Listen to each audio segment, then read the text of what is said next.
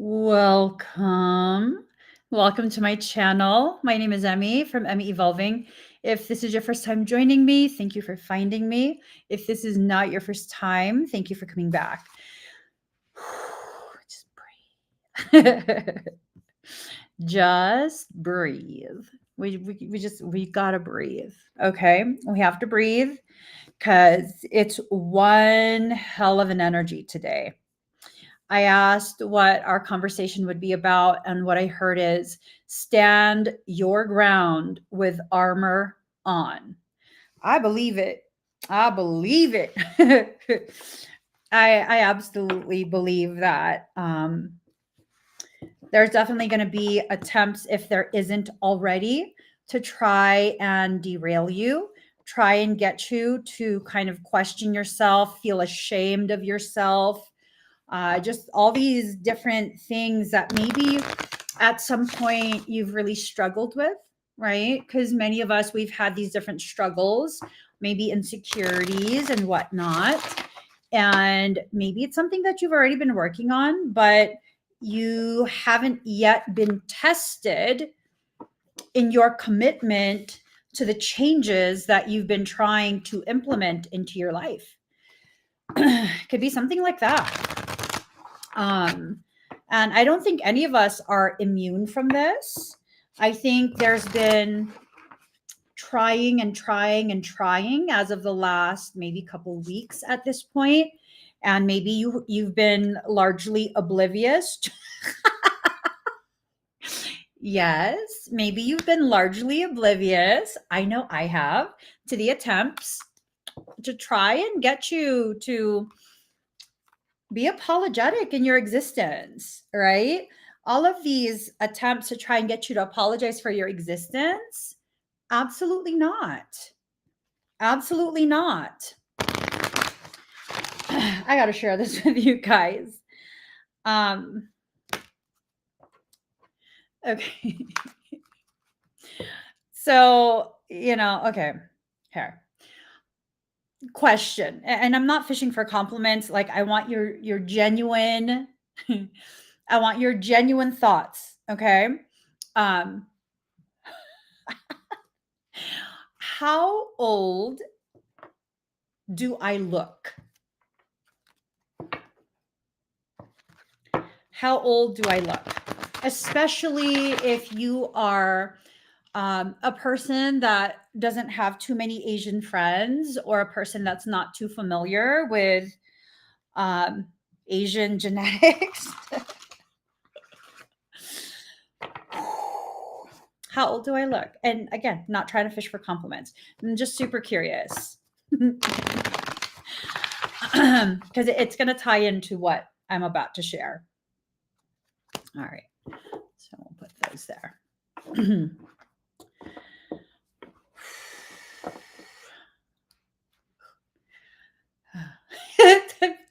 I'm getting hyped up. I'm getting super hyped up. So I see somewhere in the 30s, right? Somewhere in the 30s, depending on what I'm wearing, how I'm behaving, the context of it. I think that's what would highly determine someone's perception of what my age is. I have been getting, and it's a specific type, right? It's a specific type. For me, the testing comes from much older, like beyond middle age type of age. I want to say 60s, maybe 70s. Elder type Caucasian men have been the testing point for me at the gym. And it's this thing where I realize they look at me and they don't know my actual age. I have no shame of the fact that I'm 46. Well, I'm turning 46 soon. Super excited. I'm turning 46. And so I've finally reached an age where I'm just really not apologetic for who I am, how I am. If it's something where I unintentionally offend someone, of course, I have to apologize. You know what I mean? Especially if you mean something to me, I'm going to apologize. Right or wrong, if I've unintentionally offended you, I will absolutely apologize. So for me, I've had my armor on for the last few weeks, right? My emotional armor. And it's definitely been a thing of testing, testing, testing. And multiple times already, I've had a specific type of male, specifically Caucasian, specifically um, these Caucasian males who are maybe in their 60s, maybe in their 70s, looking at me and having assumptions of how I will react. And the way they approach me at the gym right from the start is extremely adversarial and very entitled and very clearly to me as a regular person. We're not even factoring in my ability to read energy. To me, it's very clear their expectation is for me to receive their adversarial approach in order to take what they want from me, and I will allow it. No, the fuck I won't. No, the fuck I won't. Please. Please. It cracks me up. So the other day, um, I was I had just stepped up to a specific machine. My husband had just finished.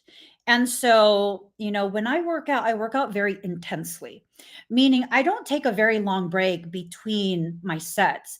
I do supersets and giant sets. That's like 3 or 4 different exercises, one after the other, no break in between. So when I do take a break, it's going to be maybe 30 seconds, maybe a minute. If I'm very winded, no more than 2 minutes. For me, 2 minutes, I'm absolutely wasting my time, right? I don't have much time during the day. So I have to maximize the time that I spend there. And my husband just finished. I'm over here catching my breath and I'm looking at the different sets, trying to organize everything to make sure that I'm aware, okay, this many sets, this is the weight, this is how many reps, just organizing myself. Take maybe less than a minute to do that. This elder gentleman walks up to me and he already has this air of arrogance. And he just stands there like, I have my earbuds on. And I'm like, can I help you? He says, how many sets do you have left? I'm sorry, I just started. I haven't even started. I'm actually about to start. So I have quite a few sets left. He goes, So would you say 10 minutes?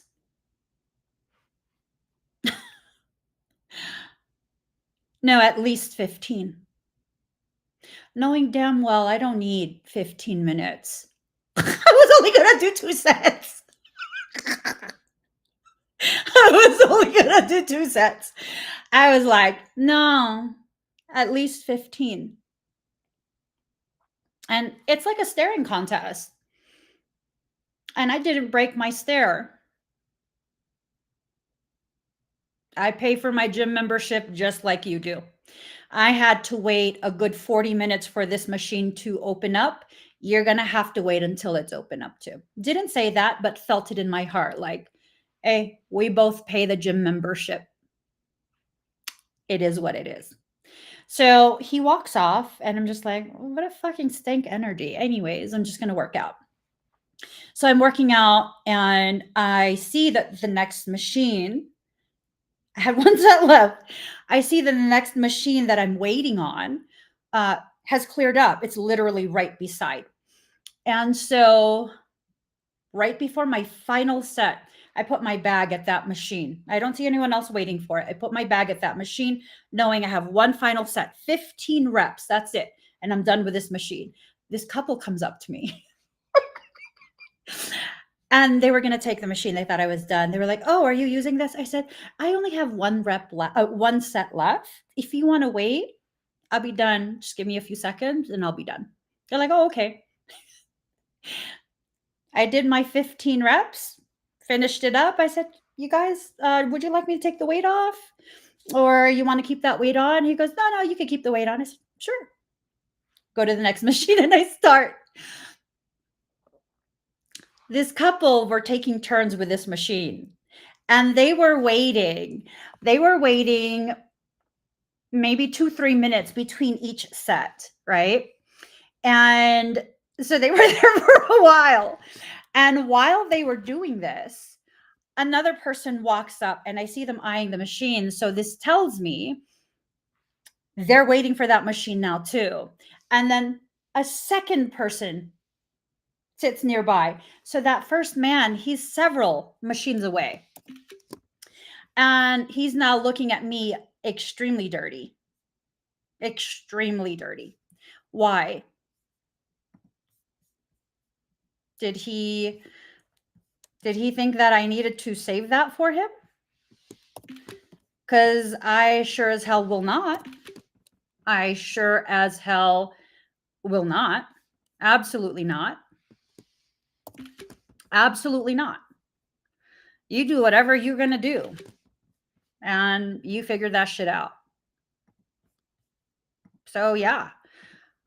I was laughing my ass off. Why? Well, because he was so fucking sour. All he had to do, and no, I didn't ask for that to happen. Not at all. I wasn't planning for that to happen. Not at all. But that shit was fucking hilarious to me. I walked past like, ain't my problem. That's on you. That's on you. So I work out for nearly 3 hours. My average workout is like 2.5, 3 hours long. And an hour later, I'm still working out. He still has not gotten the machine. I'm just like, whatever. Whatever. I'm not involving myself in that. You go fight them for it. I don't care. That's none of my business. That's none of my business. So today, different gym. Same energy. I arrived and I was feeling lovely. I love the people and the workers at this other gym. I've been going there for quite some time. And I see the machine I want to work on. Someone's using it. I go and do a different machine because they pay for their membership too. You have to wait your turn, right? And so when the machine finally clears up, I go and use the machine. They're cable machines, so I could do my whole workout there, right? At least like 2/3 of my workout on that specific setup. Now, that specific setup, there's a replica right beside it. There's another set of cables right beside it. And then on the other side of the gym, there's another set of cables. So I'm not using the only machine that's like that. I have a set of 10-pound weights, and there's multiple sets of 10-pound weights. I have a set of 20-pound weights, and there's multiple sets of 20-pound weights. Those are very common weights that are used. I have one 25-pound plate, and there's a ton of unused 25-pound plates. And that's it. That's all I have there. Oh, I have an 8-pound set of barbells. That's the only one that there's not an extra pair. So if someone were to ask me, even if I'm not done, can I use those 8 pounds? Absolutely. I'm there for a while. I'll modify my workout. That's the only set of 8-pound weights. And I've always been like this. This man, in the middle of me working out, minding my own business, okay? He comes up to me to inform me of something. It's the same adversarial energy. Remember, I've had my armor on And I've been told to stand my ground for weeks at this point. Weeks. He comes up to me to let me know that I'm highly inconsiderate and that he's been timing me. And I've been on this cable machine for 45 minutes and that I'm out of control and I'm out of hand. He expected me to be ashamed. You wanted me to be ashamed? Maybe if I was like 20. Maybe if I was a teen. Not at 45, almost 46, baby. So he's basically trying to argue with me and shame me. And then he walks off, and I see he's on the cable machine beside me. At which point he thought he was going to dismiss me and he had the last word and he put his earbud in. So I loudly said, "Was there something that I'm using that you needed? Because you could have just asked me and I would have shared it with you." And he's like, "I don't need anything. I already told you what." I was like, "So then why are you making it an issue?"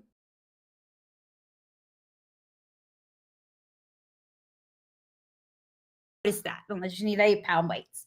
There's ways to stuff, you know? And I basically was like, I arrived here and someone was here and I had to wait my turn, just like you have to wait your turn until I'm good and done. And he told me, this was meant to shame me, okay? What you need to do is get your face out that mirror. In between my sets, remember, I take about 30 seconds to a minute between supersets to catch my breath. So rather than scroll on my phone, I will begin very awkwardly practicing posing because I don't like people seeing me move. And I'm going to be on a stage. I'm not posing, tooching my butt, trying to get booty shots and thirst trap pictures for social media. You can look at me and see this girl is trying to learn how to pose for a weightlifting competition. It's very obvious. And I do that maybe 5-10 seconds, reset my weights, keep right on. He thought I would be ashamed. I got my armor on. I'm standing my ground. So you know what I did? I added more sets. I added more sets and I posed some more because your problem is yours. This is what we are beginning to experience. Now, I tend to experience things slightly in advance of other people. What you're going to see is the thing that can possibly aggravate you the most being done repeatedly by different people.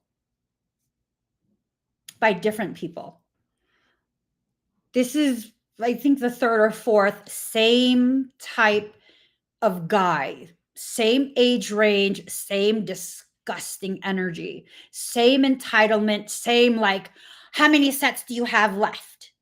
None of your fucking business. I'll lift the whole motherfucking gym if I want.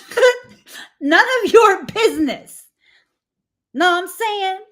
And it was this thing of just really understanding. And oh my gosh, you guys would have been so proud. I didn't say any bad words. I didn't say any bad words. And that's how I knew.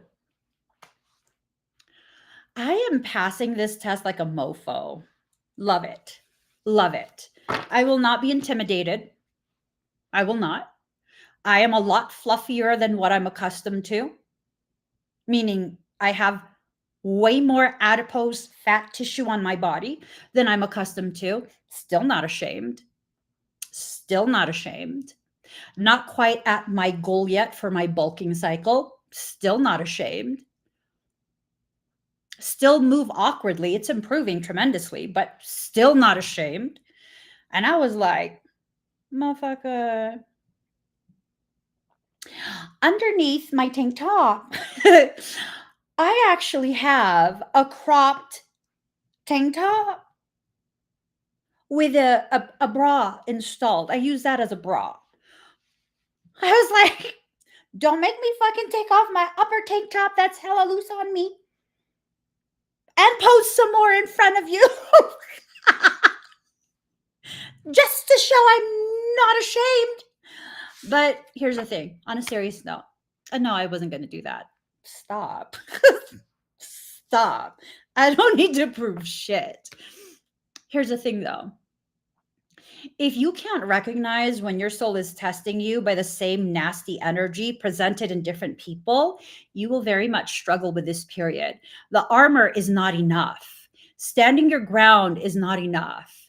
Being aware of why you're wearing the armor and what you're standing your ground against, that's actually what needs to be first and foremost. That is what you need to be aware of. What am I standing my ground against? I'm not fully sure yet. I'm not fully sure yet. It has something to do with people taking a look at me and assuming that I am docile. And no, I will not create a caricature of who I am to try and pretend that I'm some other extreme character. No, I'm just going to be exactly who I am. You know what I mean? I'm going to be exactly who I am, and who I am is that's that. That's that. So, whatever is happening, I need to start looking much more closely. I'm wondering if part of what I'm learning is effectively communicating in a very hostile environment, knowing that the appropriate words and the appropriate approach will be what comes out of my mouth. Meaning, if curse words and foul language is what was necessary, that's what would have come out of my mouth. That's not what came out of my mouth in the last two instances. But at no point did I not stand my ground. At no point did I not stand my ground. At no point did I allow myself to be intimidated, because I'm not. And you best believe he was embarrassed that he was arguing.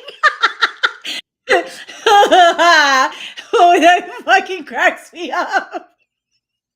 His face turned so red because I matched it. I matched it. I pay taxes too, motherfucker. I pay taxes too. What now? Yeah. His face turned so red because I elevated my tone to make sure he could hear me through his headphones. And I'm sure it was embarrassing for him, a red-blooded American. A red-blooded American, to have an immigrant-looking person like me raising my voice at him, a taxpayer citizen.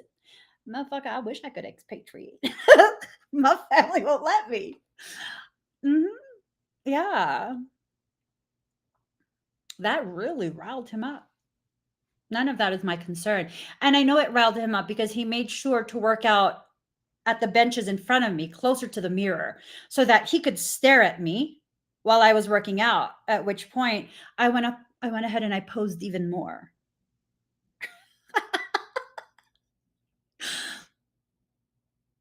What?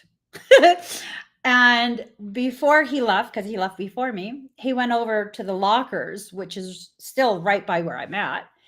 And he stood there staring at me. And I still didn't look at him, and I posed again. I don't give a shit. Yo, just because you have to wear the armor doesn't mean you have to wear it with fear in your heart. Here's the reality. Some people might say, I mean, you shouldn't mess with men like that. Well, I'm not messing with men.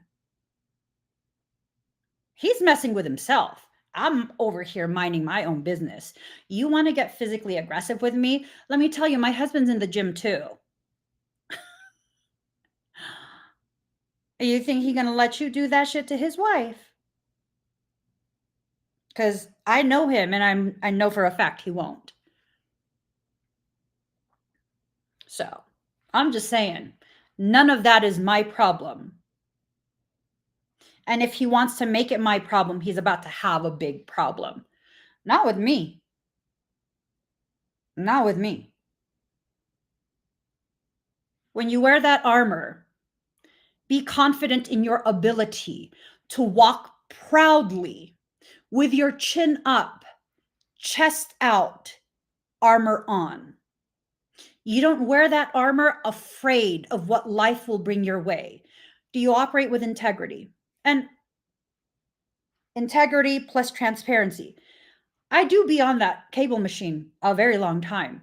But again, if you say you need it, I will modify my exercise to share it. There were like 15 people in the gym today.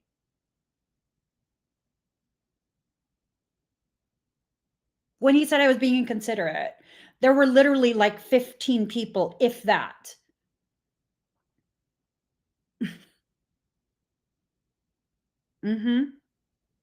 So you have to take the situation that you're being presented by your soul, the lesson, and you have to put it into context. Because old me, I would have felt very selfish. I would have felt very like, "Oh my god, I'm so sorry. You're so right. Oh my god, I'm so embarrassed now. I'm going to go home." No, fuck you. I pay to be here too. I pay to be here. I told my husband on the way home. My husband was like, "I'm so proud of you for standing your ground." And I told my husband, because we haven't really been going to that gym too much. I've been really focused on the other gym that we go to because they have more advanced equipment.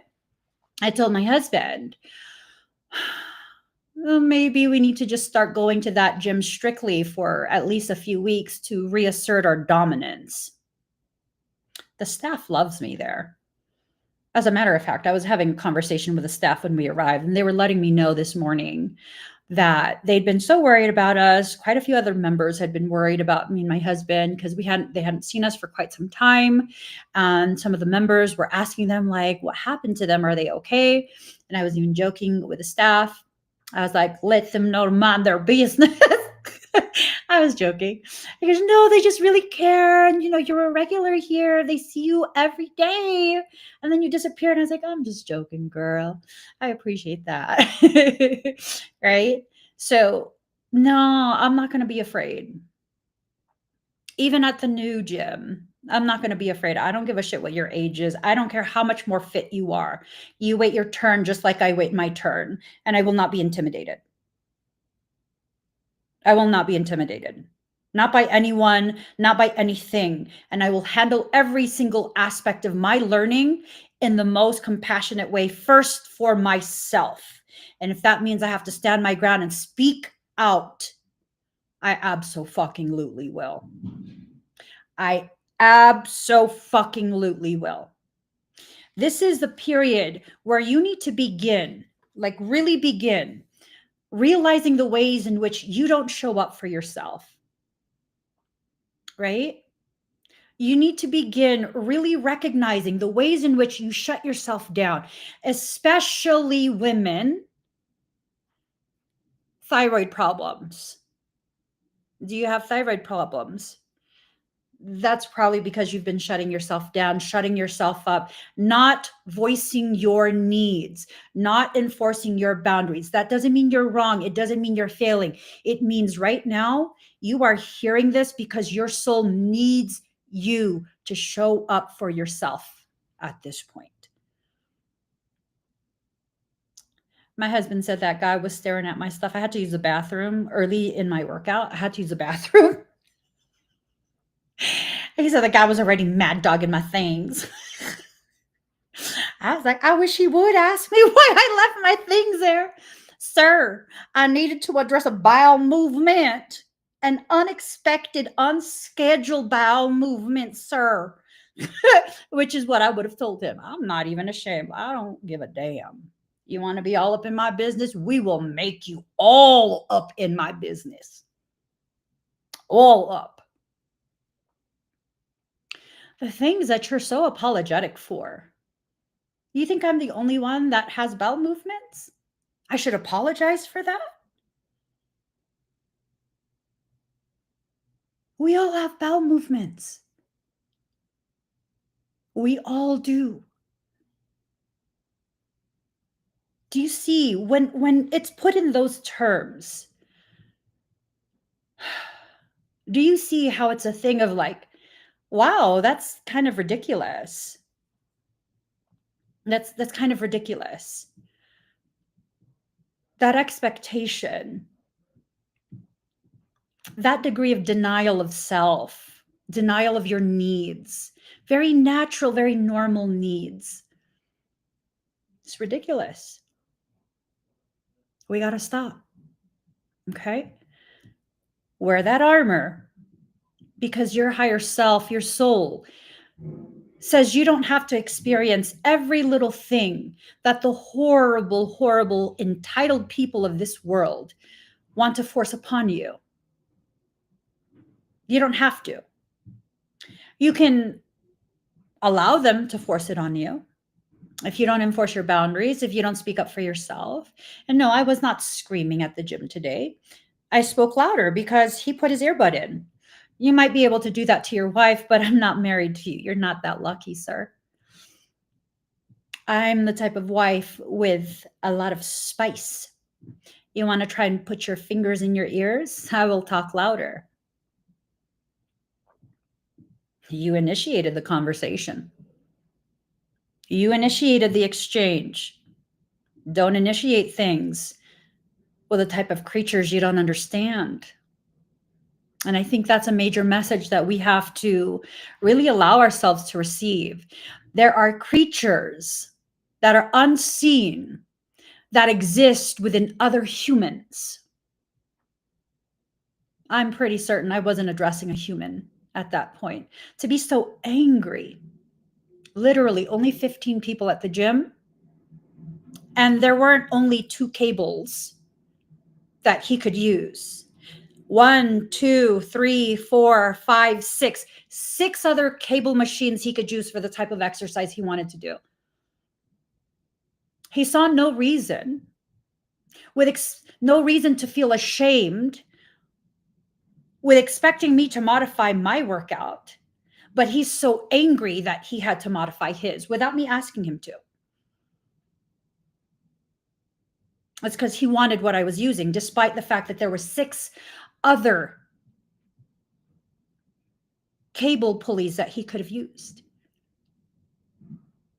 Is that normal human behavior? I would say it's not. I would say that's the type of behavior of someone that's infested. That type of entitlement. I don't know if you guys know this. That degree of entitlement is classic, textbook demonic behavior. Demons feel entitled to your energy, your body, your attention, your focus, your potential, your abundance, everything. They feel entitled to all of that. And I'm not saying someone is a demon just because we disagreed. I'm saying demonic behavior is demonic behavior, and I have the capacity and the appropriate career to be able to identify when demonic behavior is demonic behavior. Lack of accountability, that's demonic behavior. When you refuse to take accountability for your actions, for your energy, for your life, your decisions, that tends to be demonic behavior. It's very low grade, but still demonic behavior. When your expectations are unrealistic and you have this silent double standard, I can do this to you, but you can't do it to me. Oh, he was mad that I raised my voice the way he raised his voice. I don't give a shit. Tell your wife about it. I'm not your wife. I'm not your wife, bro. Nor am I the type of Asian you've seen on TV and shows. I'm so sorry, sir. No, I'm confrontational. And I can be combative. I stand my ground. I'm not scared of people. What are these sounds? Is there like something happening outside? Hold on. The fuck are these sounds? Is there like construction or something?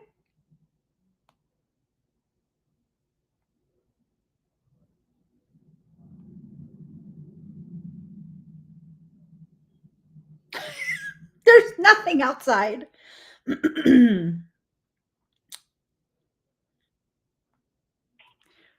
Whoever it is making all that noise out there, if y'all could please stop. The mic's on. Okay, let me just get off my. Anyways, I don't know where that sound's coming from. There's nothing in front of the house.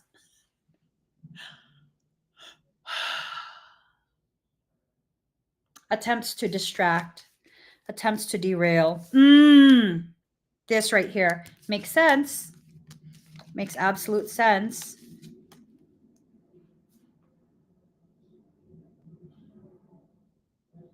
Can you guys hear that?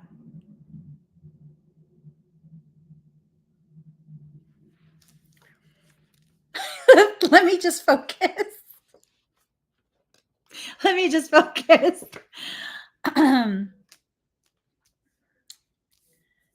It sounds like they're removing the asphalt from my driveway. That's what it sounds like. Maybe it's the demons speaking. Bellowing sounds of displeasure. We don't care, demons. It is grating to the ears, though. Yeah, it sounds like growling. Like, shut the fuck up. Start your own live stream. What? There, it stopped. Anyways, alchemist. When you alchemically change something, you change it forever. Like, you change it forever. It never goes back to its original state. Okay? When you take an egg and you scramble it and then you cook it, you've alchemically changed it. So, like, what is that? Something completely different, but it's still an egg. It's now in a different form, right? So, something needs to be alchemically changed. And what is that? This attempt to completely derail your abundance, your prosperity, your success, and your achievement. To completely derail it. That is what you need to alchemically change. You also need to alchemically change, meaning forever change, can never go back to the same old. This way in which you try and convince yourself that you are imagining things, that you are the issue, that, oh, I'm sure they didn't mean it that way. Oh, maybe I took it the wrong way. I know several live streams back, someone was like passive aggressive with me. And I let them know, like, I'm not going, although I have the answer, I'm not going to be sharing it with you. And I hope you're able to find someone who is able to give you the answer. And so they're like, oh, you took what I wrote the wrong way. No, I took it in the way that you wrote it. I took it exactly in the way that you wrote it. You wrote, oh, you probably don't know then. No, I hadn't even addressed you. I took it exactly in the way that you wrote it. You said I didn't know, and I let you know that I do know, but I'm not going to share it because that's up to me. And some people might say, oh my gosh, Emmy, that's so petty. Just tell them. No, see, I wasn't doing free readings. I wasn't engaging them at all before that. So I'm not going to be the one to give it to them because I'm doing a read for the collective. I'm having a conversation with the collective. And it's not time for me to make everyone else wait. So I could personally address someone's issue because they feel entitled to information I needed to take the time to find for myself. The information's out there. You'll find it too. I'm not going to gaslight myself anymore into the space of like, oh my God, am I just being a total bitch? No, no, I'm not. No, I'm not. I am accurately sensing and appropriately responding to the things that are placed before me. You need to begin developing a relationship full of trust between the self and the soul. It has to be a full-blown relationship between the self and the soul. You have to stop treating your soul as though it's a frenemy. There is nothing my soul doesn't prevent me from experiencing if it is not for my highest good or unnecessary. That doesn't mean that my soul has a goal of making my life easy. No. These fucking demons. They're back to growling. I get so sick of you. I will no longer try and convince myself that I don't have the degree of accuracy and competency that I actually do. I refuse. I'm fully stepping into a space where my power is my own. And I understand my soul has put me through so much in life, not to hurt me, not to break me down, but to prepare me to be able to responsibly harness such elevation in capability, capacity, integrity, and purpose.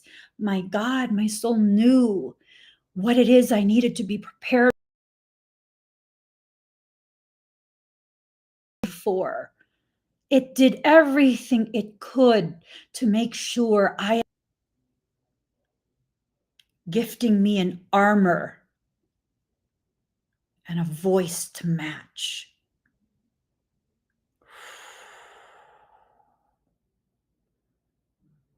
Damn.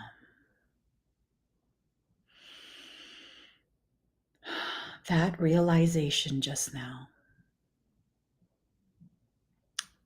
Damn.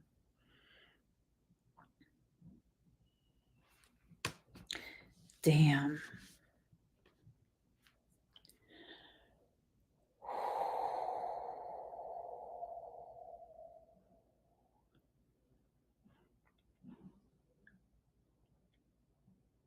I'm coming to a realization. Some of the things that we're going through as a collective. I think it's more than just trying to cultivate a relationship of trust between the self and the soul. I think it's more than just that. I think the things that we're going through, and I'm coming to this realization right now in real time, it's more than just making sure I'm aware my soul and I are friends, that we're friends now, that we love each other. My soul loves my human aspect, and my human aspect reciprocates and loves my soul. It's more than that.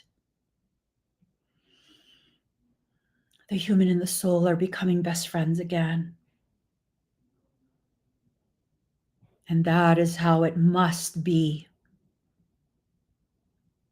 in order to be properly prepared for the next part of this life, this purpose, this journey.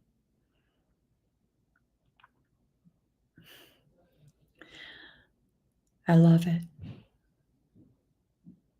These realizations that I'm allowed to gift myself as I am gifting you with the opportunity to realize your soul is gifting you as well.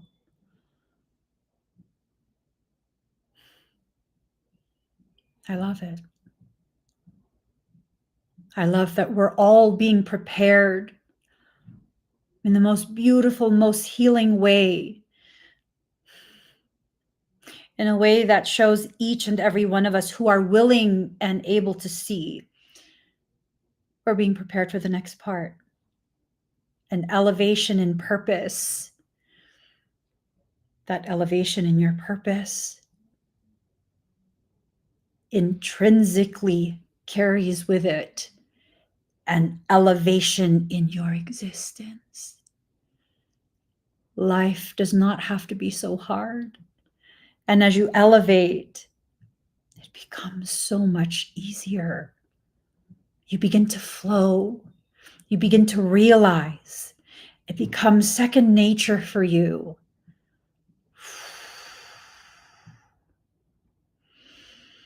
I love it.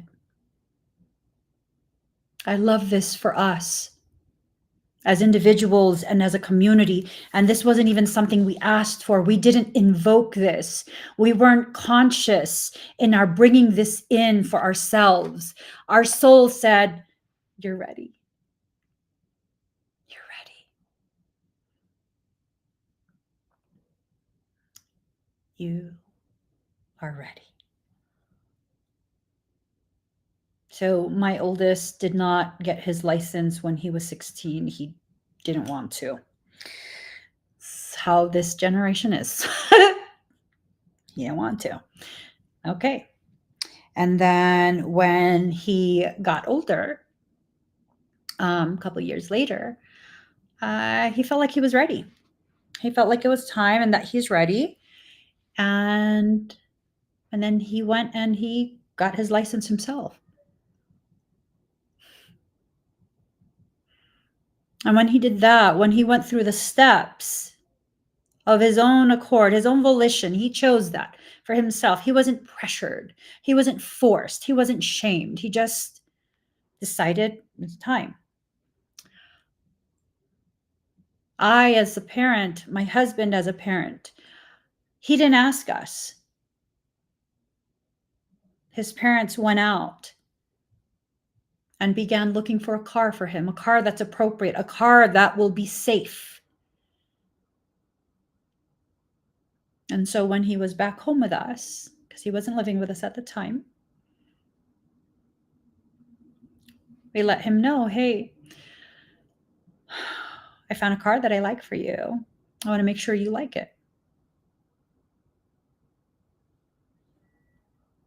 And he felt like it was too much. We took him to test drive it. He felt like it was too much. It was too fancy. It was not a fancy car.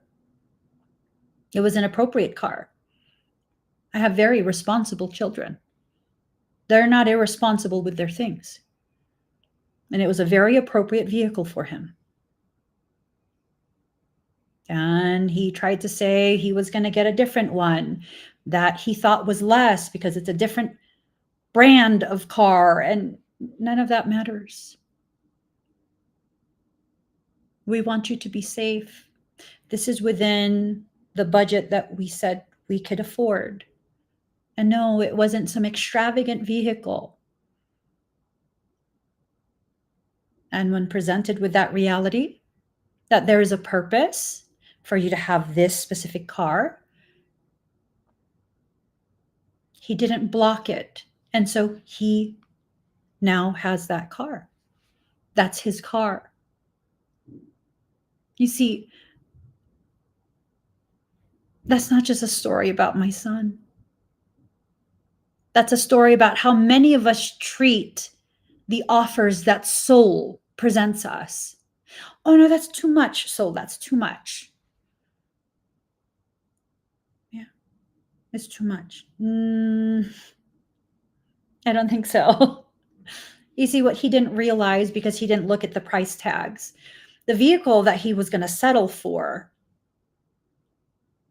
because he thought it was cheaper, it looked a little bit more like worn down, and the interior seats were not leather, they were cloth. And so he thought like, okay, if I settle for this car, then it would give my parents some type of financial break. They don't have to spend so much for the other car that my mom just absolutely loves and wants for me.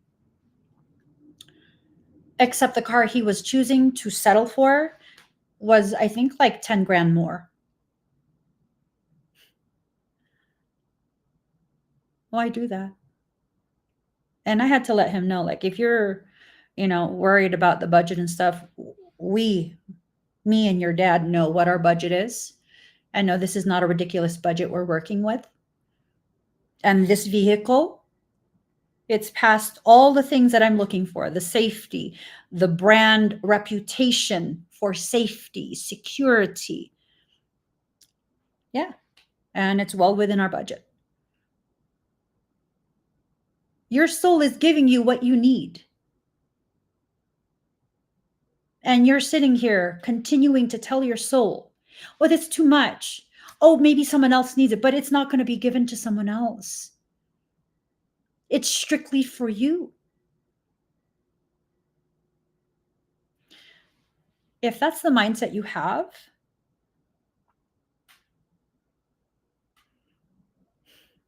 this is going to rattle some of you, okay?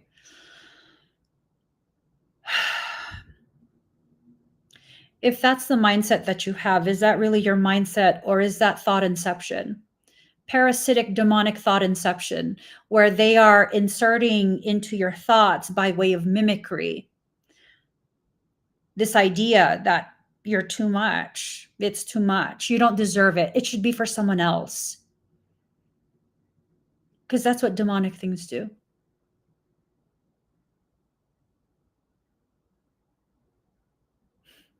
That's what demonic things do. Are you having thought inception and don't realize? Because if you are, that needs to be corrected. And no, I'm not trying to sell you a session. Just because you have thought inception doesn't mean it's in your field. It means it has access to your ears. So, what do you do if you're experiencing that type of thing? It's very easy. And you're going to laugh. Sometimes things try to incept thoughts to me. And it'll say things, right? Things that make me, or it's intended to make me feel less than. It's intended to make me see myself as the issue when I know damn well I'm not the issue. And so when I hear these things that are intended to put me in a bad mood instantly, to trigger me, I just say one thing. Who the fuck is you? Who the fuck is you? Who are you talking to? Because I know you're not me. I know you're not me. Wouldn't you believe? It shuts up immediately. I'm not even joking. You're in a good mood, and then suddenly you think something to yourself, and what you think of suddenly puts you in a bad mood, suddenly makes you feel sad, less than, unsure of yourself. Why would you think that? Was there something that made you think that? Did you see something that reminded you of an event where you felt that way? Or did it come out of nowhere? Because if it came out of nowhere, that's a fucking demon. I'm not even joking. That's a demon trying to convince you. It's trying so hard to convince you. And all you have to do is receive it. And then you go to town with it. You take it all away. Now you're riled up. Now you're refusing to receive what your soul wants you to receive. Now you see yourself as the issue. Now you're creating an issue for yourself. Now you're hyperfixating on the fact that you're a fucking issue. Are you an issue? If you can be honest with yourself, then you can tell yourself when you're an issue or not. I can absolutely tap into my ability to be an issue for people. I typically don't, because I don't know, that feels really ugly to me. So, for the most part, I'm actually not an issue. And I don't say that as someone who's delulu. My entire life, and my husband has known me for 26 years.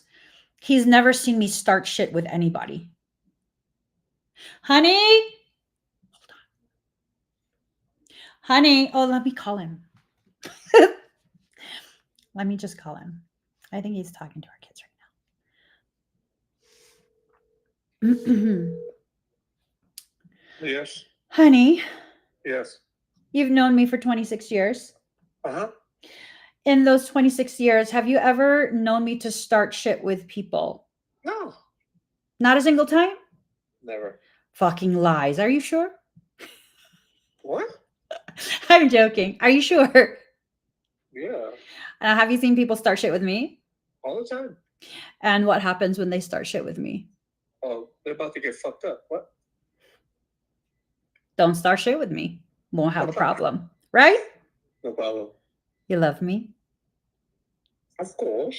How much? Oh my God. Did you seriously just pause? No, I was drinking water. That was poorly timed. I have to go. I have to go. Bye. Drinking water, my ass. I did hear him gulp. See, that's an intrusive thought right there. That's an intrusive thought. Now, I be messing with my husband all the time. He knows it too. I don't start shit with people. I don't. I mean, that don't mean that I haven't come across people who in my head, I'm like, this motherfucker. This motherfucker right here. Motherfucker. Right? But do I start shit? No. No. So when there's drama, I promise you it wasn't started by me. But I will absolutely do everything in my power to not allow you to affect my life. Because I'm not a whipping girl anymore, nor am I a doormat anymore.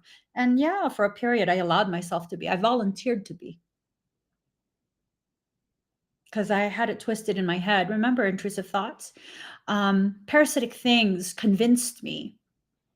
It didn't take much. Remember, transparency and honesty. It didn't take much to convince me back then that I'm an issue, that I'm the problem, that I need to overgive, be overly accessible, overly apologetic for my existence. Mhm. If you can be honest with yourself about who you are, how you are you really the problem?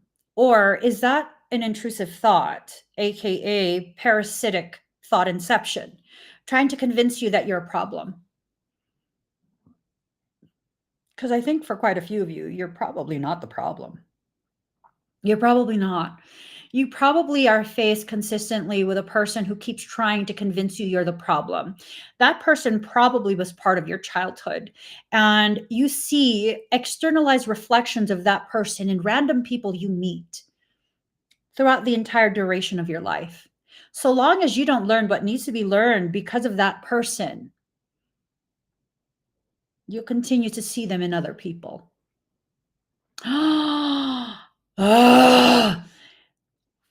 Ding! That older,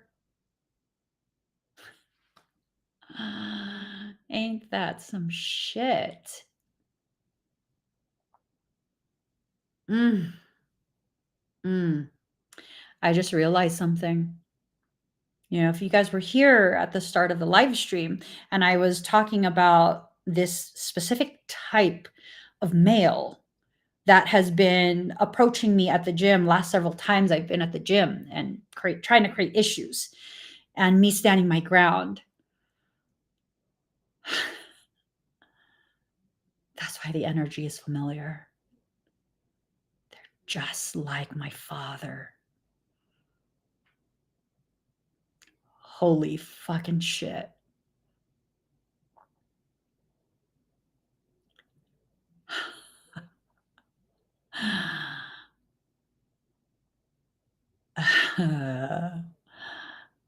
Yeah.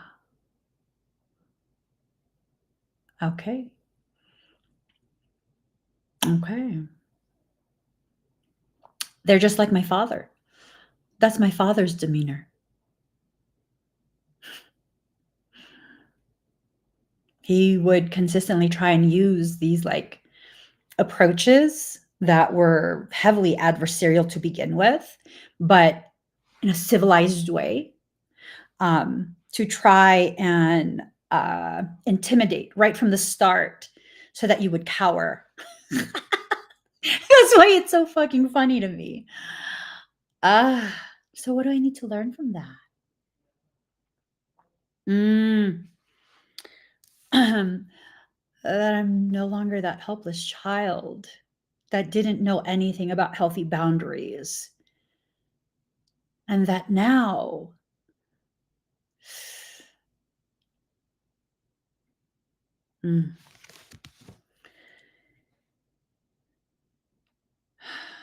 they expected rainbows and sunshines, not realizing I carry daggers in my pockets. You try and grab that boundary line, you will be grabbing the blade end of that boundary.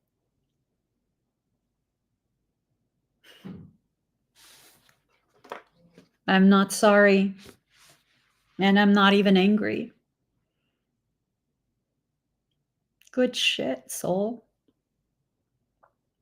It's a test. It's a test to see if there's any reserves left in that repository of rage.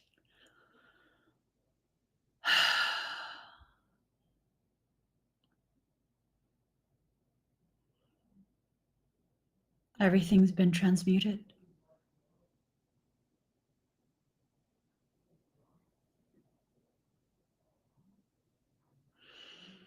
Everything's been transmuted to empowerment. And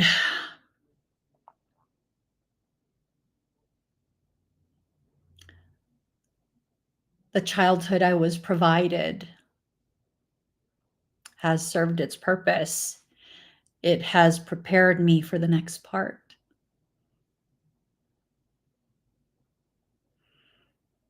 Mm.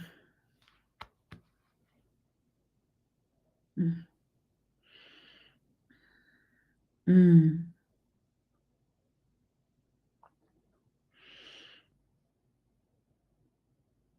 Mm. Now I can say with full honesty, I went from angry to empowered.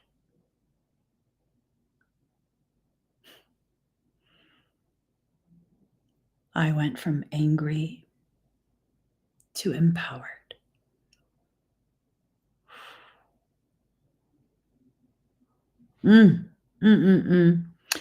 And so now my own passion, my emotions, the way I can harness those emotions to further fuel my empowerment, it can no longer be weaponized against me. Things will try, just as a refresher course, right? Things will try as a refresher course for me to remind me what I've already chosen, that I'm exiting out of that space and entering into this next part of my life, my existence, and my purpose. I am stabilized within myself. I am a passionate person. I can be intense. I could be extremely chill, but I also can be extremely intense. And that creates the totality of my wholeness. There's nothing about me that I need to cleanse at this point. I simply need to better understand the way those parts of me function so that I can better embrace when they step forward into that primary positioning on my template of character. Because whatever aspect of me steps forward, that's the part of me that's the best suited for what stands in front of me. Apply this to your life. Stop being ashamed that you're a multifaceted person. The world would try and convince you you can only show one aspect of you. What are you, a paper doll? First, I'm not a doll. I'm not. There have been periods of my life where people have tried to force me to be their living doll. Absolutely not. That also ties into my father. Yeah.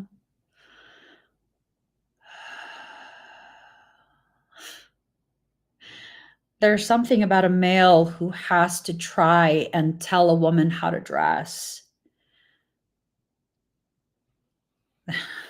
There is. Ah, not me. Not me. I'm going to dress however I feel most confident. And that's that. It's like so much space is being created within me to make room for the expansion of me. Ooh, soul, stop. You're just being extra amazing right now. And sometimes your soul has to be extra amazing towards you because you forget how amazing you are and what you actually deserve. Right? Sometimes you just and you know, when soul does that, you usually end up thinking to yourself, asking yourself, what did I ever do to deserve this? Like, this is too much. It's not too much. You're just accustomed to settling for far less. You've become far too comfortable settling for far less. That makes me sad. Yeah. I used to do that quite a bit.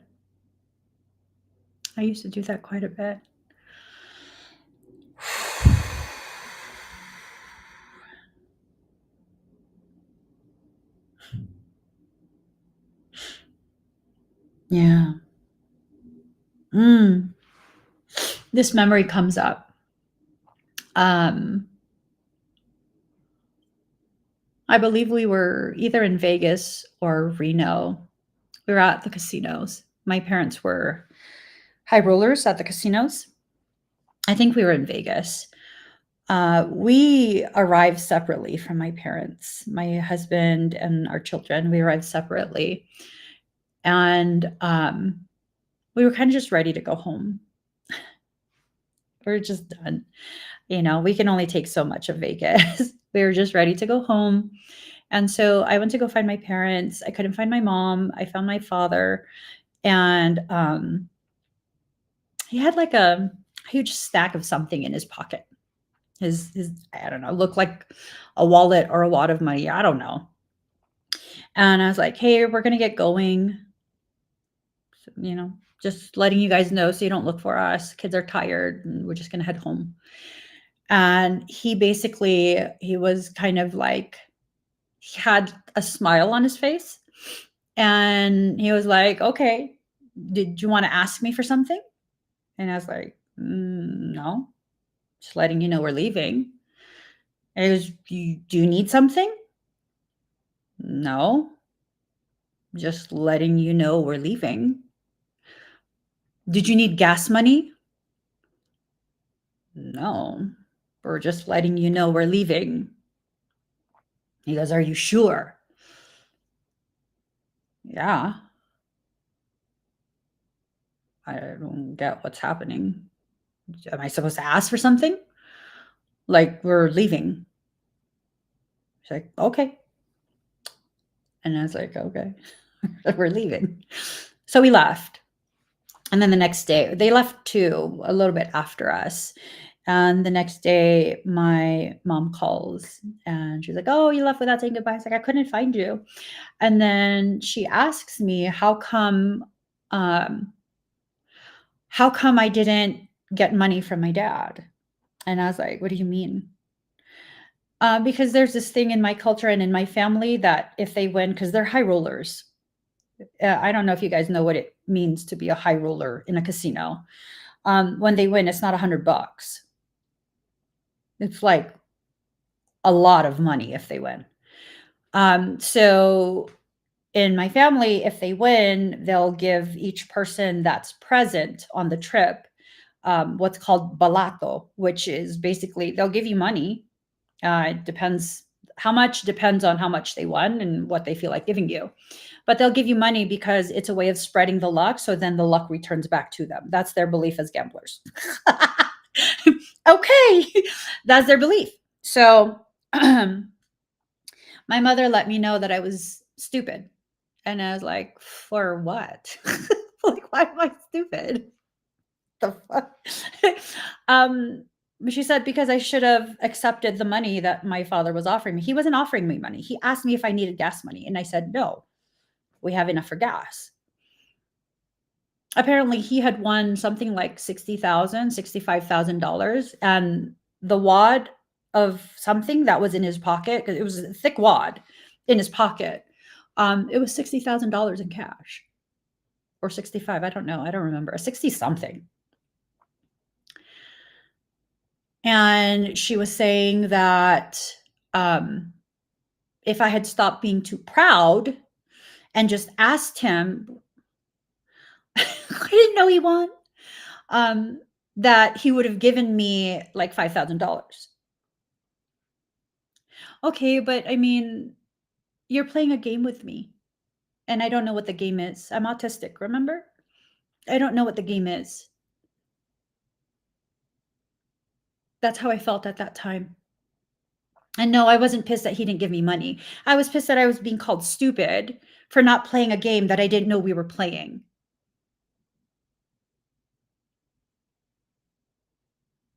I look back now and I realize I understood he was trying to offer me money because he kept tapping his pocket.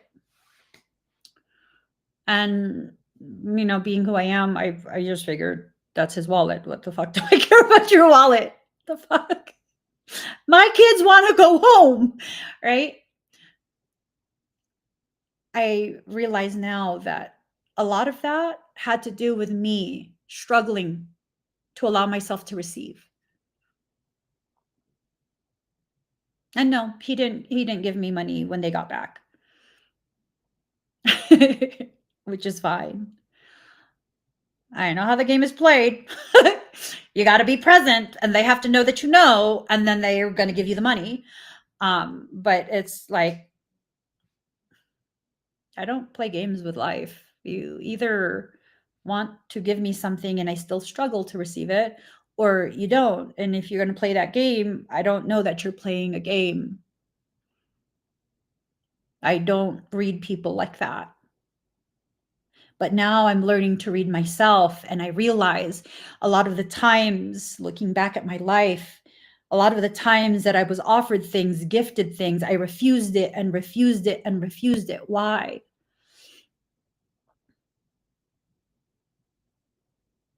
Because it was the same program that ran in my head since I was a little child. I don't know how I learned it.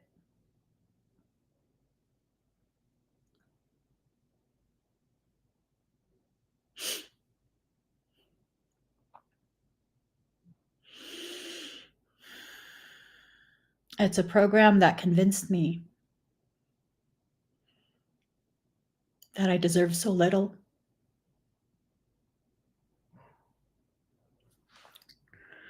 That to have needs and to know those needs and voice them is to be a burden and an inconvenience.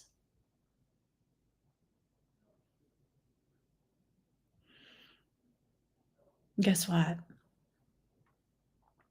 I'm not a child anymore. And whatever I learned as a child, it's my obligation to myself as an adult to replace those programs with ones that are healthier for me so that I can function properly in my life.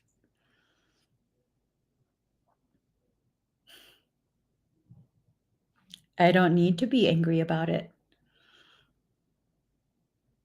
because I see it for what it is. That program fostered a characteristic that I need to maintain for the rest of my life. And I will go through events that will help to maintain this characteristic and make sure it never goes away. Do you want to know what the characteristic is?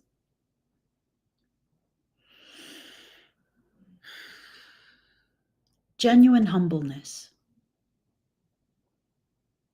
genuine humility.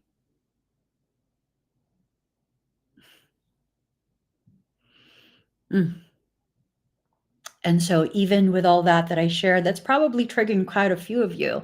You're getting triggered because you experienced that and you felt that, and you're feeling your pain projected outside of you and me. There's more than a light at the end of the tunnel. There's the day. the dawning of a new day at the end of that tunnel. And that tunnel is not a long one. It's actually nothing but a hallway. And I'm proof of it. Yes, I have to remain humble and have humility for the rest of my life. Why? Well, first off, being humble does not mean you don't understand your worth. It doesn't. The truth of being humble is knowing your worth, but knowing also that you are not more valuable than the next person, that we all have our value. So to acknowledge your value is not to diminish my own. I can celebrate you without feeling badly about myself. I can celebrate your achievement without feeling like I'm failing or getting left behind. I can genuinely celebrate you, and I often choose to celebrate others. It's a powerful thing to begin to realize everything you went through as a child is to cultivate your strength as an adult. Some would say it's not fair. Who said it was fair? Some would say it's sad. I never said I was happy about it. But I am healing enough to see it for exactly what it is. Another form of armor. No, let's not call it armor. It's the Kevlar you wear beneath the armor. Protected on so many levels, with so many layers. Life is so beautifully, beautifully pre-planned by your soul. If you could just trust it a little, if you could just trust that everything you've been through, the hardships and the good times, it's cultivating something so powerful in you. You just don't know what it is quite yet, but you will. I promise you will.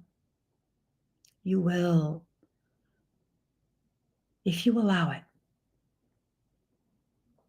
A lot of people will not allow because they're so caught up on how they were done wrong, on how this and how that, and it's not fair. I deserve more. Don't we all deserve more than what this world is giving us? Than what those who are in control of us are allowing us to have? Don't we all deserve more?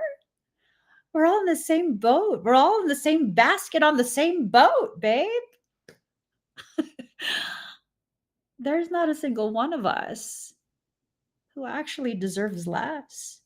You know, some of the most saddest people that I've assisted, like really, really messed up sad, have been some of the wealthiest. Like, down. And no one knows. No one knows what they go through because the rest of us are so focused on the material things they have. Everyone goes through something. Everyone. It doesn't matter what tax bracket you're in. Everyone. We're all in the same basket that's been shoved on the same boat. And this boat is intended to prevent us from reaching our true potential. Light code injection and metamorphosis in reverse. It's up to you. You have the power to either go along with what's trying to be forced onto you or to very passionately disagree. You have the power. It's all up to you. Whatever you want to do, it's all up to you. If you want to do good for yourself, if you want to begin healing, you start here. Self-acceptance. Stop with the storyline that people have told you over the course of your life. Even if your behaviors we're being accurately described and labeled by the people in your environment, you can choose to no longer be that. It's up to you. You can choose whatever you're going to choose. It's literally up to you. So what will you choose? For example, random ass example. Oh, here. You're a drama queen. Everyone has said you're a drama queen because you be so dramatic about everything and make a big deal out of everything, and oh, you cry too much and all this shit that people tell you, right? But is what they're saying a lie? No? Okay, so then you are a drama queen? Okay, so then don't be. But what? Literally, but what? But just don't. You're allowed to cry, but do you take it overboard? Yes? Okay, so then don't take it overboard. You need to process your feelings, but maybe not process your feelings with people who can't handle people who feel. But Emmy, you're telling me to not be myself. Okay, but who you are right now is a drama queen and you don't like that. So you're going to have to pick one or the other. You're going to have to either stop being a drama queen that you don't want to be, or continue being the drama queen and stop complaining about how people are labeling you as the drama queen. What would you like? Because both options are valid options. So what would you like? What is it? Which one is it? Right? Which one? What are you going to choose? For some people, you need to choose to continue being the drama queen for a little bit longer. That's valid. You're not going to be happy about the way people react to you, but that's valid. Maybe you need to feel a little more discomfort before you choose to exit out of that space. I mean, we all go through our process in different times, different measure. You get to choose that. But when you're sick and tired of being sick and tired of being labeled as that and you don't want that, then you have to start making choices that are no longer repeating that. It's a lot easier for me to say it than to actually apply it, but it's not impossible. It's not impossible. It can be done. It can absolutely be done. So I was sick and tired of being a doormat. That's an accurate description. It's not me being mean to myself. That's an accurate description of my behavior. I was volunteering to be people's doormats. And finally got sick and tired of it. And then I continued. It's the truth. And then I continued. And then I got sick and tired of being sick and tired, and I still continued. And then two people who claimed to be my besties, they weren't my besties. They were my besties, but I wasn't their besties. That's the more accurate way to put it.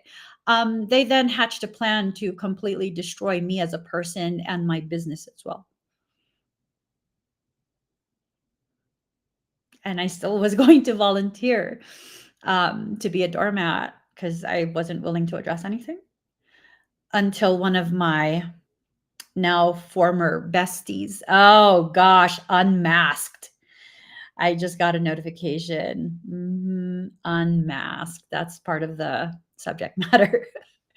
It's a spam email.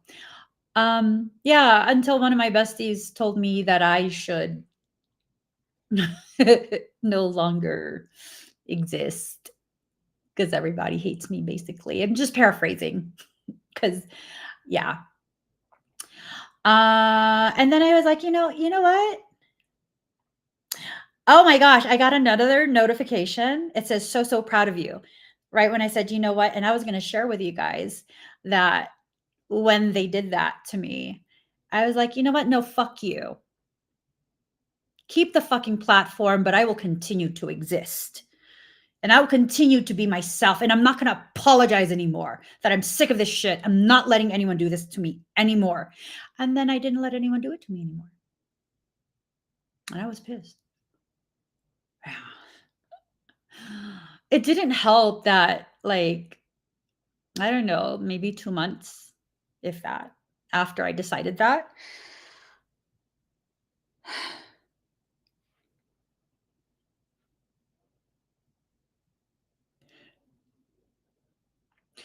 my mom passed away.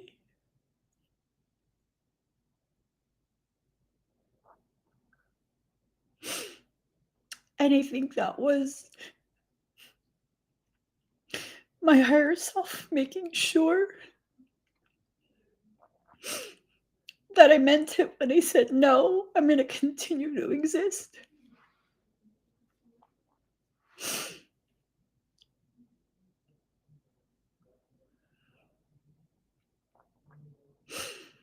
Because that same night that my mom stopped breathing,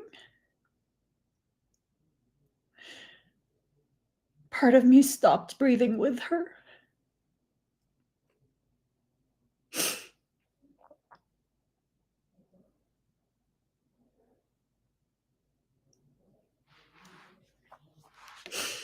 And I didn't stop working. And I just kept right on.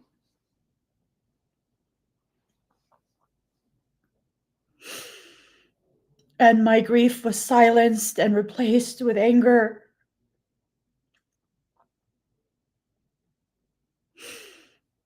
And people couldn't understand, nor did most of them care to try and understand that I was struggling with grief. They just wanted their fucking reading. They wanted their YouTube videos. They wanted their sign. They wanted.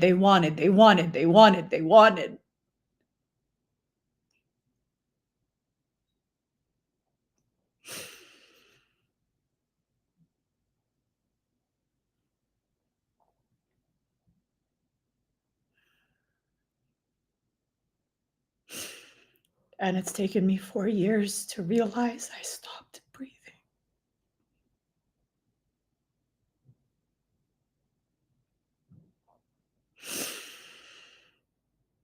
And you know, the funny thing is, you don't realize how important your breath is until you can't take one.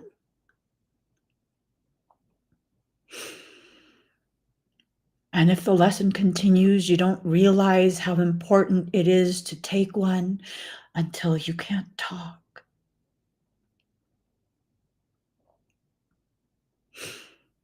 So about a year ago, I lost my voice for about 2 months, and I'm a public speaker. Not only did I lose my voice, I literally couldn't breathe.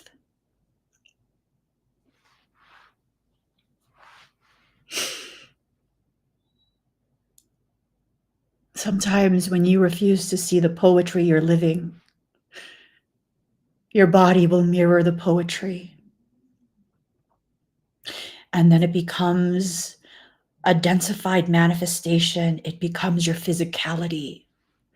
And I still wouldn't stop.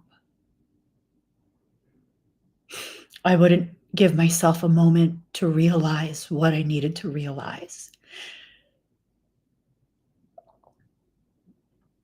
Because I used to pretend that my mom was still around. But I was just too busy.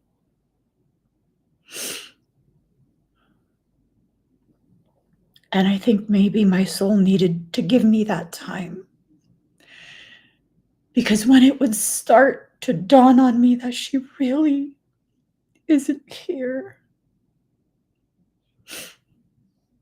I'd sometimes get a notification on Facebook. One was that she tagged me in a picture and it needed my approval. Except no one had her password but me.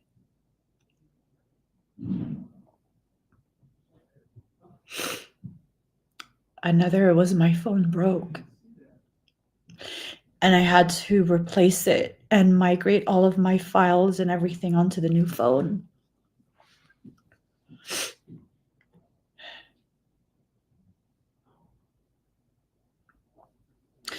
And one after the other, all of her voicemails that I had saved as audio files came dinging on my phone.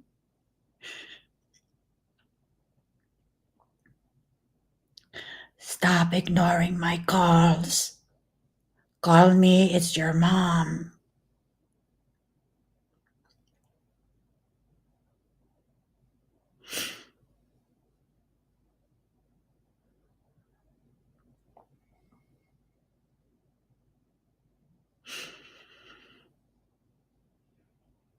I would tell myself I will after I have another session. I'm real late for my session. I'm late to live stream. I'm late for class. I'm late to teach. I'm late because someone needs me. I'm late. I'm late. I'm late. I'm late. I'm late.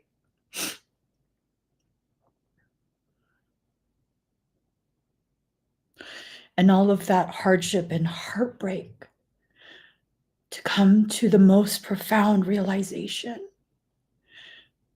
I was never late.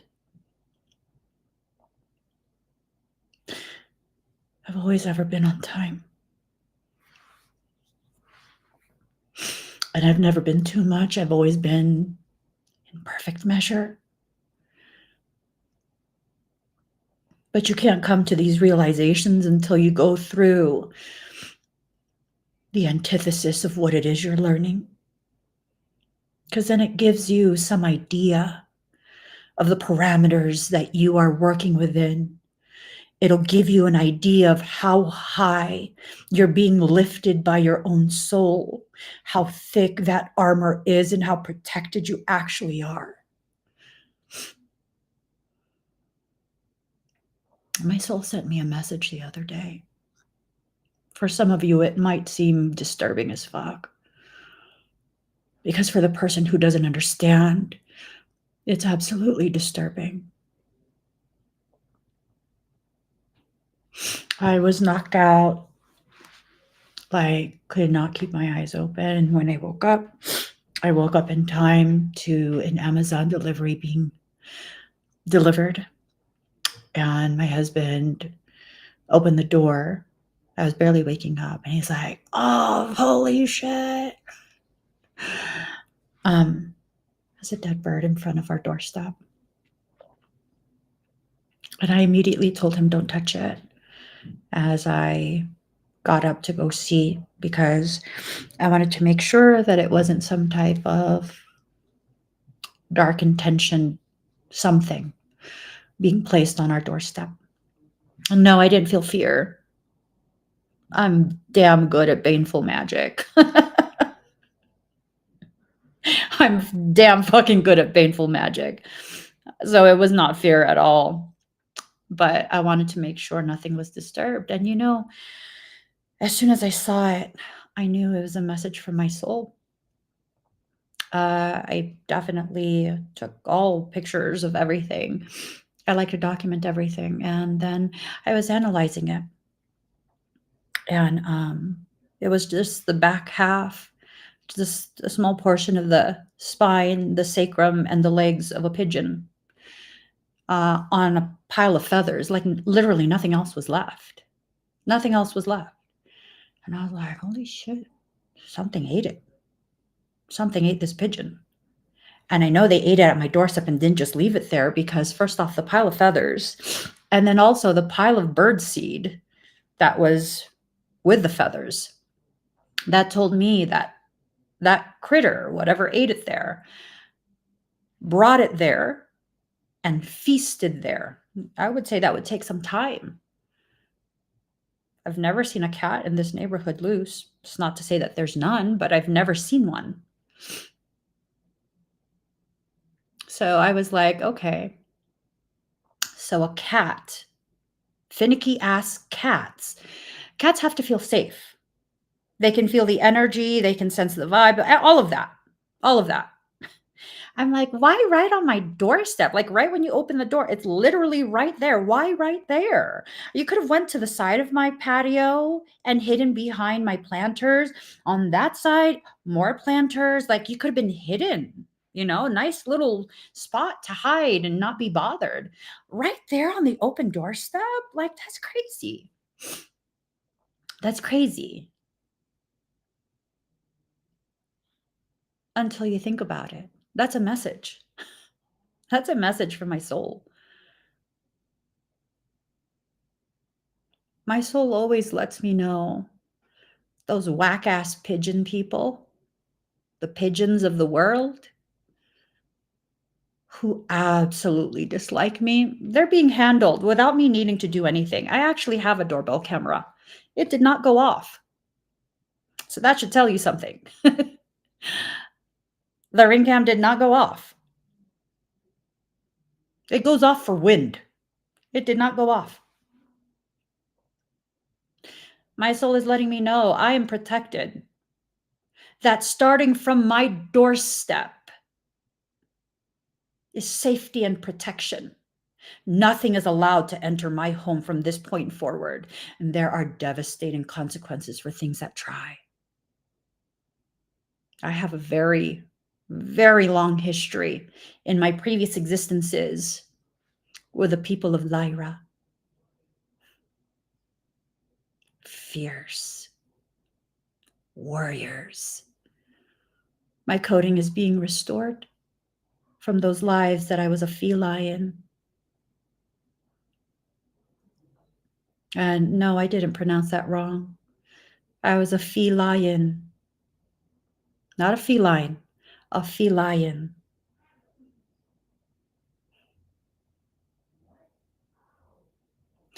Did you know that there's a breed, a specific subset in Lyra? Do you know Wolverine, his adamantium?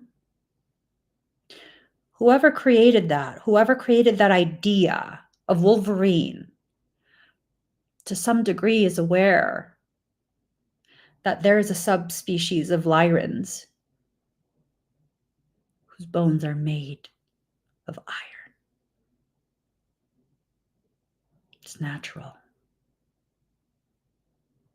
Very hard to harm one of those. Extremely formidable.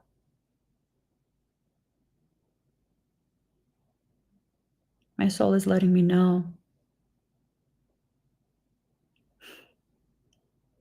Some of my codes that I've pushed away because I didn't want to receive, they're being given back.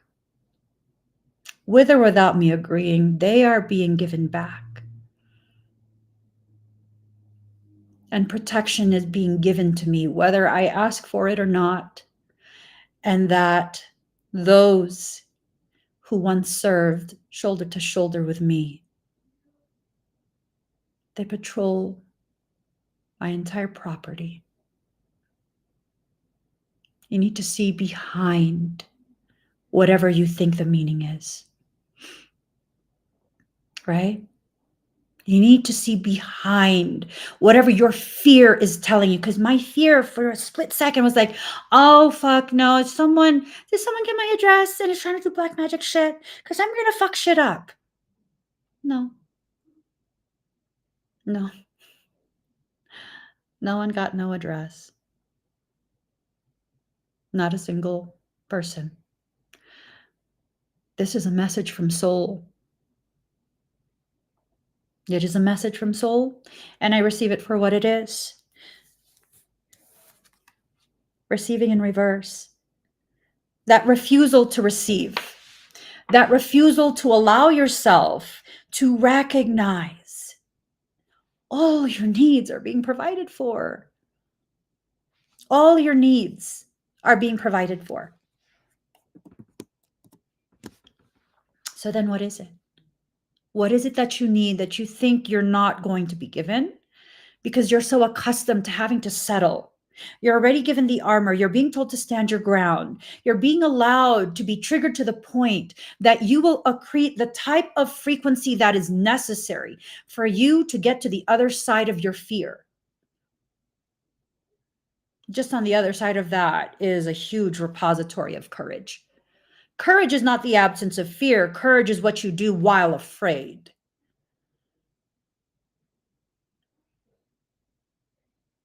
So, what is it? What are you being shown? What is it that you want and need that you think you're being forsaken about? But in reality, it's nothing but a misalignment between what you expect, meaning how you think it will play out, how you believe it will be delivered, who will be the delivery person, what's being delivered, and what your soul is actually giving you. Because what your soul is giving you is perfectly calibrated for what you actually need. Ain't that some shit? When you exist in a state of flow,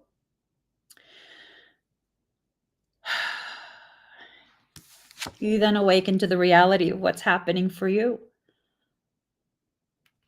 Do you think you need the armor because you're being attacked? That's a fear mindset. I'm going to share something with you.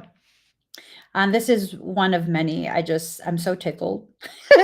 As of late, I'm so serious. I'm so tickled because I have been on an absolute just hyperfixation. Just absolute hyperfixation. Hold on.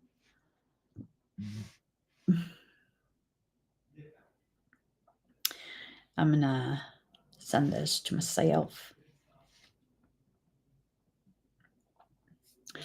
So let me, yeah.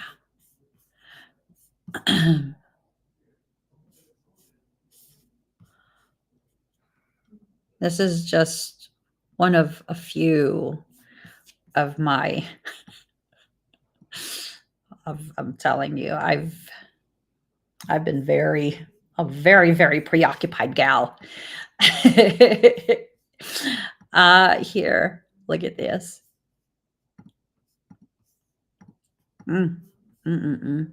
Oof. My notes, because I'm preparing an entire fucking program.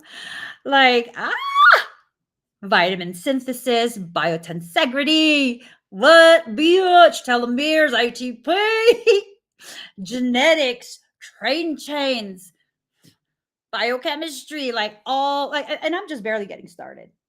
I'm just barely getting started. And my soul is giving me blip after blip after blip after blip after blip of what it is. Because I tell you,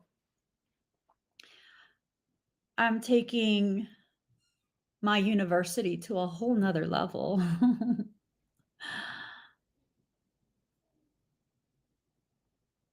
I'm in the process of creating a hardcover textbook for all my programs. No more digital files. It's going to be a full-blown higher education experience, complete with financial aid. We're looking for it already. We're looking for all kind of different things. Like, it's full-blown higher education. I'm telling you, I don't give a shit how long it takes me. I will get that .edu classification. There's one thing people need to understand about me. I don't want much in life. I don't want much in life.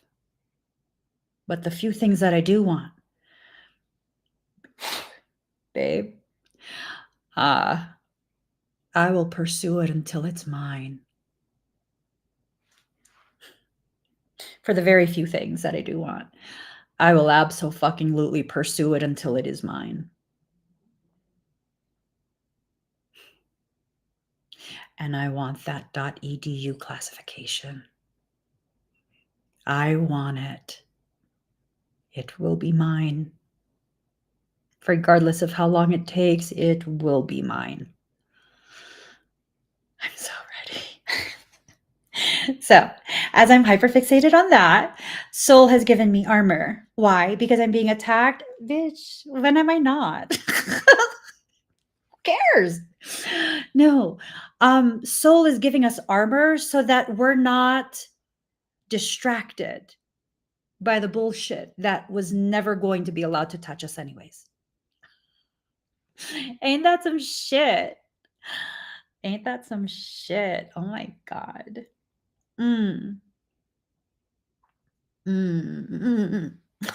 It's just so good. I'm ready for it. I am. I'm ready for it. I think I'm ready for it because the world is ready for it as well. If you guys think that what I teach can be easily Googled,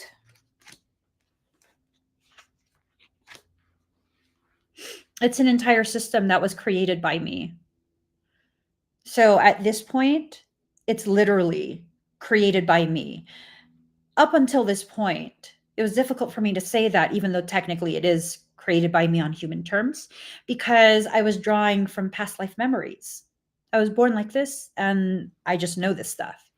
And now I am integrating so fucking much, consciously choosing to integrate so much, literally.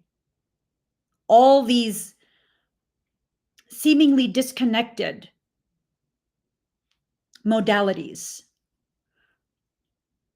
bringing them together in synergy. Shit. I'm so excited because you know what this means? I'll tell you what it means. Do you understand what my students will be able to do once we're done with this level of certification?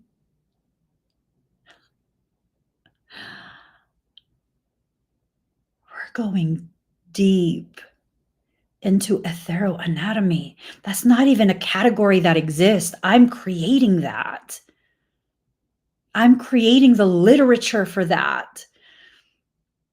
And when you delve into etheroanatomy, etherogenetics, etherobiochemistry, you can synthesize all these things.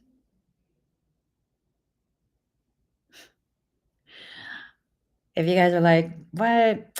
No, you can't.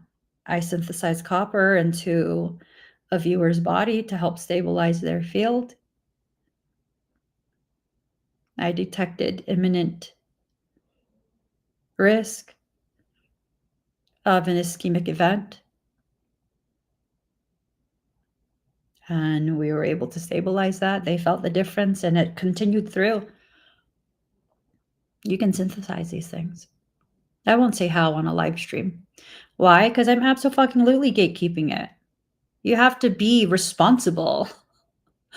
You have to have integrity. I will only teach this to people with responsibility and integrity hardwired into them. Are you kidding me? I'm not going to teach people how to harm others, right? That's wrong. That's immoral. I wouldn't do that.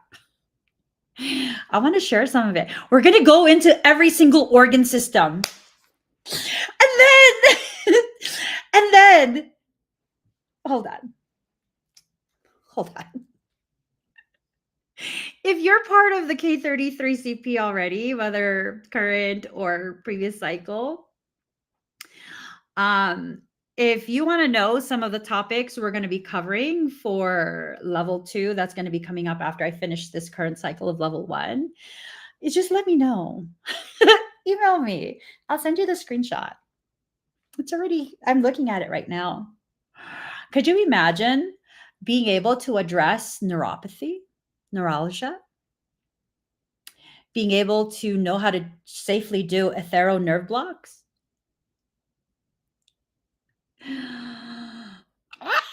Not just being able to release your client's trauma, but to be able to rewire all of the mechanics that go with that trauma and really restore them back to before the trauma occurred while still retaining the crucial learning that occurred as they went through the hardship. Do you understand the gravity, what this means? The potentiality to fully restore someone from a state of PTSD, CPTSD.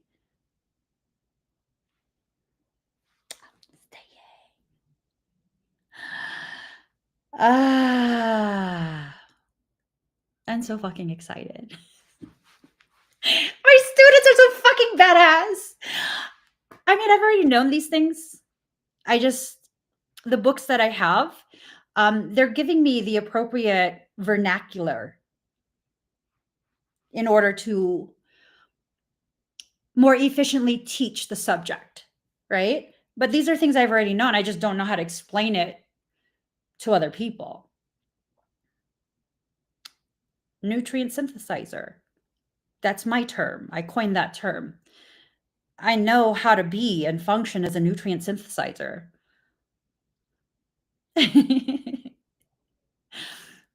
Yeah, I mean, right? So, with all of this stuff, toning down my excitement for my own little projects. You're given armor so that you're not inconvenienced unnecessarily, right? You're given armor so you're not inconvenienced unnecessarily. But here's the thing, you still have the authority to betray yourself and get rid of that buffer zone. If you allow people who really just, it's almost like their main purpose in your life is to create hardship for you.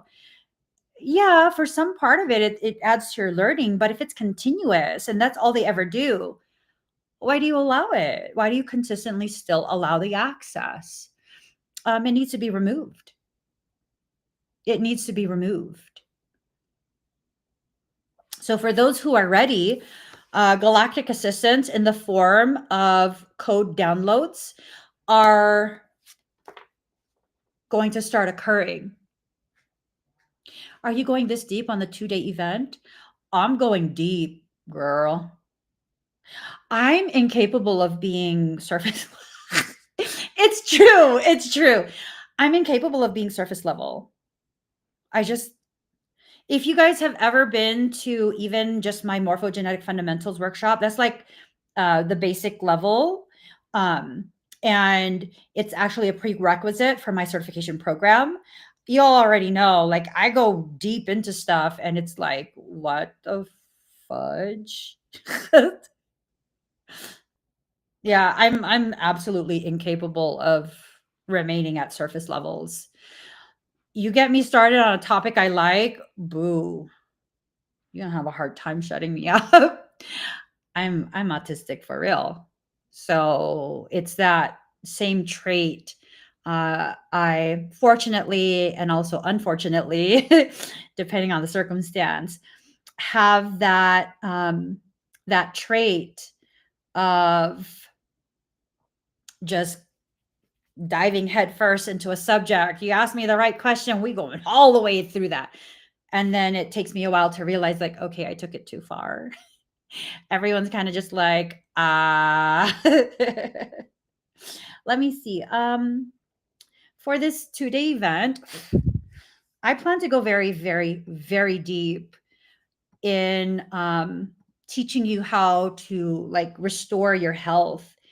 Let me see. I don't know where I put it. Is it in the notes?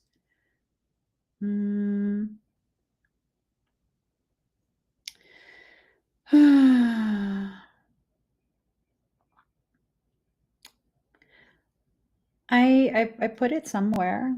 Hold on. Quantum. Okay. The itinerary. Oh, a journey through the astral sound bath morphogenetic recalibration space. It's already, it's drool worthy. Oh no, that's the wrong event. That's the 4-day event. That's sold out. Okay, so talking about the most common health struggles, success strategies, food options, supplementation, blockages, stretch labs. Yeah, tensegrity work that you could do to yourself. And then, lecturing on destined paths and your divine purpose, about authentic brand creation, brand presence, changing the story that you tell yourself, recalibration of limited belief structures, And then it was supposed to be a surprise, but I got a big mouth. Full blown in-person energy work and sound bath. You guys don't know this because my mic, it will destroy my mic. When I have crystal singing bowls, an entire octave. So it's literally like, it's all the chakras, the lower chakras. I have a singing bowl calibrated to each chakra resonance. And when you're exposed to that in person, it legit vibrates your specific organs that are governed by the chakras. So it's on a layer of sound bath, frequency work, frequency healing. And then on top of that, there's a whole nother layer of the way my energy works when we're in proximity, even if I'm not doing anything. And I'm going to be focused on you doing something intentionally to go ahead and return you back to your original blueprint. It's time. It's time. This is a 2-day event like no other. It is absolutely time. There's only a few spots left. I do anticipate this event to be sold out. There's only a few spots left, and I believe the box office, sold out or not, will close, I think, April 1st. I'm not sure. I think it's April 1st. Don't quote me. Don't quote me. I'm not good with dates. But yeah, it's a lot. It's a lot. You know, our souls are trying to bring us to a space where we can finally breathe, where we can finally enter into full-blown healing. These ideas that I have, the events that I hold, whether it's virtual, in person, the subject matter discussed, those are not my ideas. They're not my ideas. My soul is giving me direct instruction. And the people who join these events, again, whether it's virtual or in person, their lives are forever changed. I'm not taking credit for that. I'm just facilitating a choice they're making. And once you make that choice, you can't revert back. Why? Because your consciousness has been expanded beyond what can be shrunk back to the original space you were occupying. It's like blowing a balloon to its full capacity and then letting the air out. Is that going to look like the way it did before you blew it up? No, it's all stretched out. It can never be the same again. It's time for you to stretch your awareness of what you're capable of, what you deserve. So there's a question, what do you do? Everything that my soul tells me to, and I come into this life very well prepared for all the work my soul has me planned to do. So all my clairs are active. I'm highly specialized in morphogenetic recalibration, standing scalar wave repatterning. I'm very specialized in etherogenetics. I'm highly specialized in cardiovascular physiological issues along with neurological issues. I'm very specialized also with pain management. I'm specialized in assisting those who have substance struggles. I know how to rapidly detox even things that I'm not allowed to say on TikTok.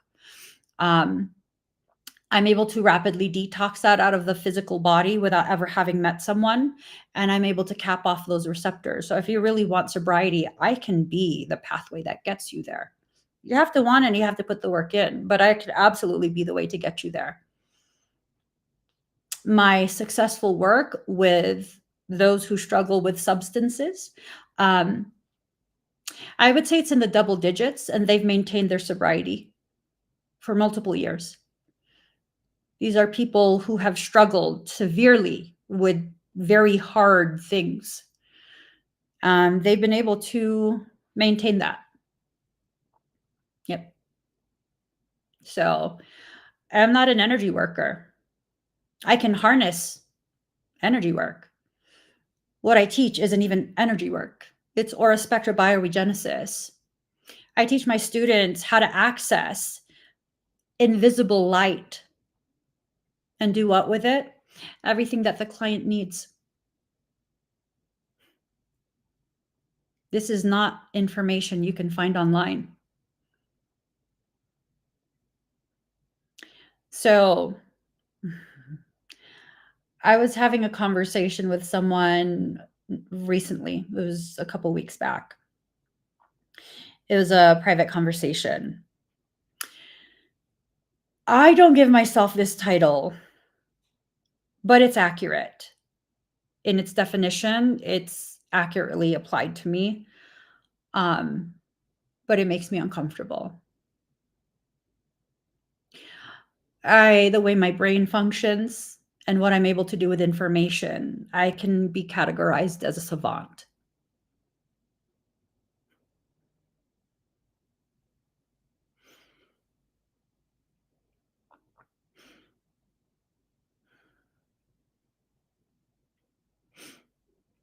It's a gift from my mother. My mother was also an autistic savant, and she gifted it to me. So what do? I think the answer would be more understandable if I phrased it as, what can I not do? Because if you give me enough time, whatever the task, I will figure it out. And I will be able to do it at a very elevated degree of operation. So, with all transparency, I do everything. I just don't like to say it. Be still. Allow yourself to embrace the reality of who and what you are. Who and what you are is a very important thing to wrap your mind around, because until you do, you won't understand how much you've been shrinking yourself. Until you get a clear understanding of how far away you are from the true gravity of what you are capable of achieving, you'll be able to successfully convince yourself that you're normal, that you're mediocre, and that your existence doesn't matter. I promise you it does.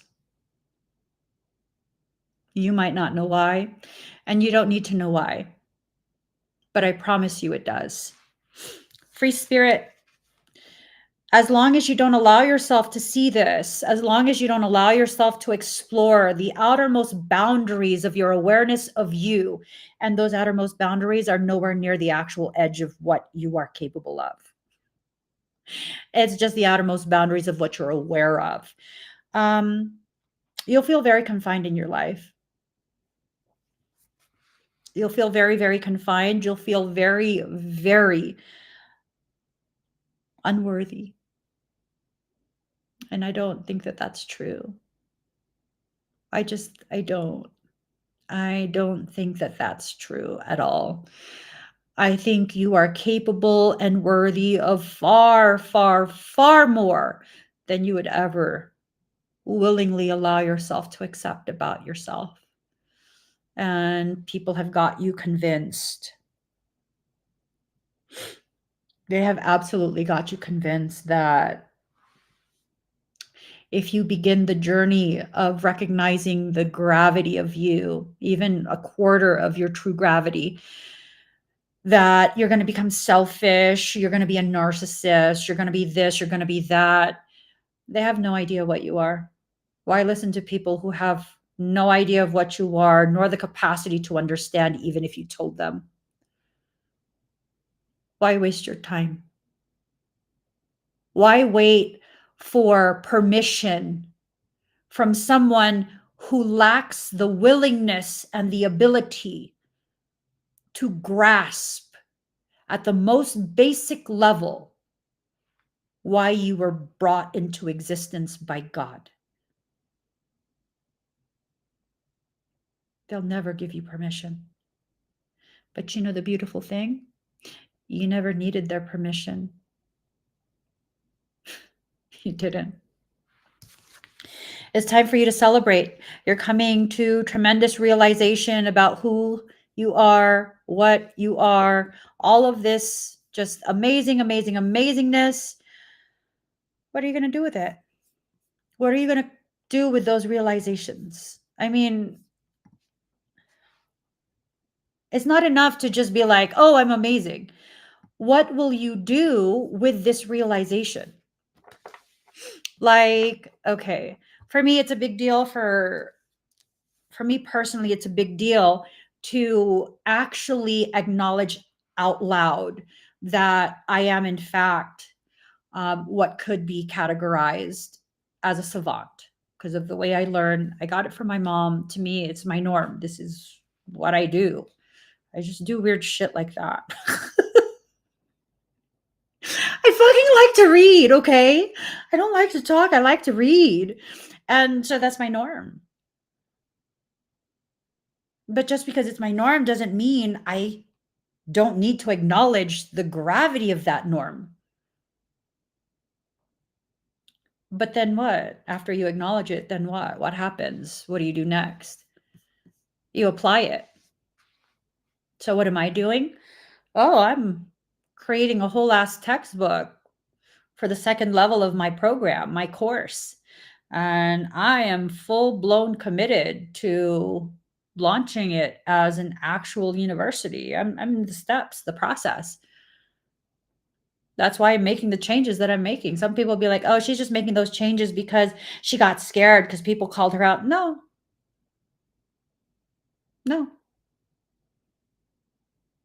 The application process, the prerequisites, those are requirements when the governing body comes to see if you qualify as a higher educational institution.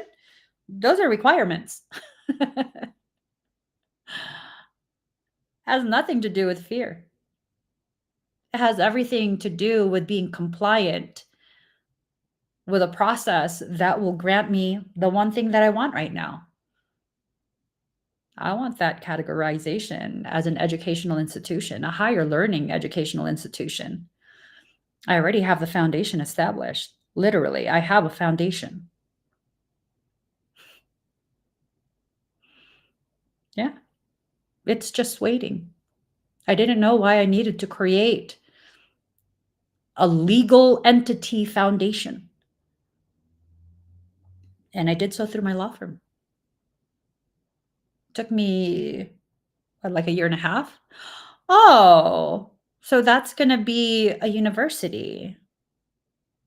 A university started by a foundation. Ah, that's fucking tight. That's sick. I like it. You don't have to know what you're doing to get on board with what your soul is telling you to do. You don't. You really, truly don't. You have to be compliant with your soul. Because what your soul is trying to get you to do is to walk your truth. You're supposed to be in the spaces you're occupying. You're supposed to be in the spaces your soul is bringing you to. If only you would let go of the very thing that your soul is using your life to take out of your life. Is it a friendship? Is it a romantic relationship? Is it a work circumstance? Is it a career choice? Is it, I mean, what is it? What is it? Y'all didn't tell me my chips are hella chapped and dry. This is embarrassing. Girl, looking all thirsty and dehydrated. Hold up. Hold up. I'm putting moisturizer. I'm all out of chapstick. This is gonna look like I'm drooling. I don't care. All right. Ain't nothing gonna chap or crack on my lips, I'll tell you that much. Not if I could help it. See, when you become aware of a situation that will lead to something you don't want, you have to do something about it. You don't say like, "Oh, I'll take care of it later. I'll do it after." No, lie. Because I promise you, had I just continued, and there's only a few cards left, somewhere in the middle of it, it would have cracked. And then I would have had a split lip. No, that hurts. And it's not cute. So we moisturize. You have to be fearless. And to be fearless is not to be devoid of fear. To be fearless is to have less fear than you do courage. Courage, my community. Find your courage. And have your integrity hold hands with that courage, because you are destined to become something profound, something that will help others navigate their own journey. I read somewhere, because I like to give credit where I hear inspirational things rather than it irks me when people use the words of others without at least acknowledging, like, I read this somewhere. If you don't know where you got it from, I read it somewhere, right? So I read somewhere that, no, I forgot now.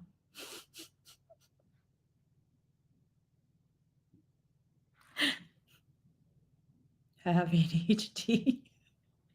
It will come back to me or not. I don't know. At some point. Hold on. No more timeout. You have to. You have to. You have to. I don't know what you have to do, but something's being pushed forward for all of you. If you don't, like, tap into that, you got to tap in. I don't know what it is though. Sorry.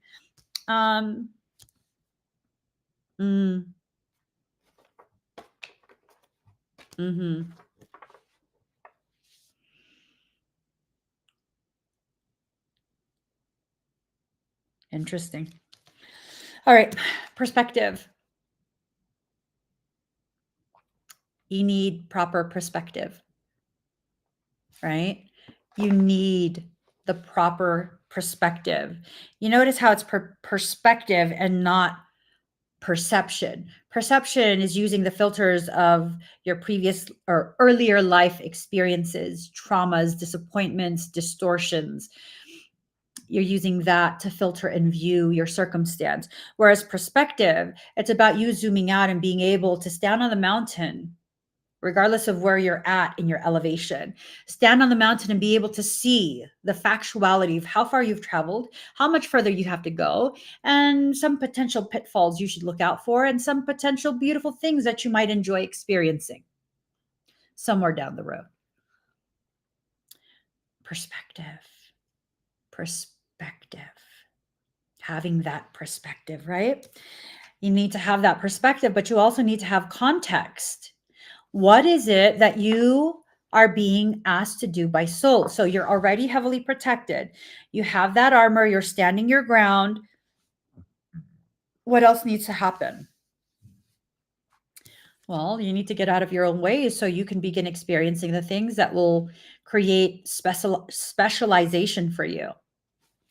You're being specialized for whatever the purpose is that you came into this life to live. So to be specialized requires experience. In real life experience is the preferred method for soul.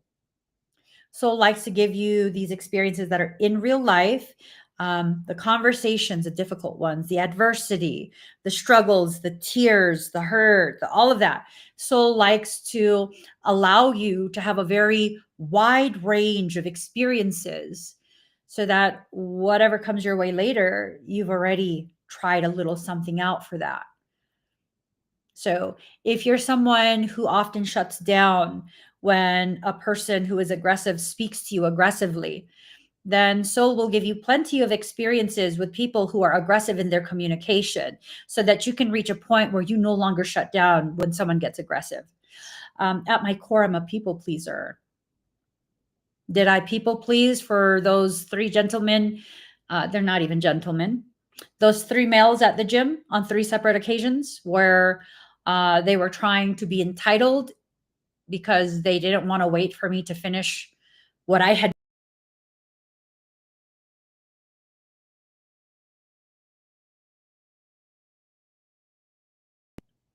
No. Nay. I absolutely stood my ground for each single one. Yeah, absolutely. And with the exception of this most recent one today, I did so in a very neutral way. Today was full on like, now I'm going to match your energy. We can both look stupid in this gym. I don't give a shit. And you're going to try and play this like mental manipulation game so that I'd be ashamed? Oh, no, I'm going to keep posing. Yeah. The whole point of me posing in between sets is so that I get comfortable strutting my shit in front of other people. I'm going to be on a stage in underwear. I need to not have a shameful mindset when it comes to my body and people seeing me move my body. Mm-hmm. For me, it's a very awkward thing. For most of the time, you guys see me fully covered up. I don't like my skin exposed. I have to work through that. That's my responsibility. So now I'm seeing all these different things occurring at different times. That's for me to be able to work through that, stand my ground, and just be, right?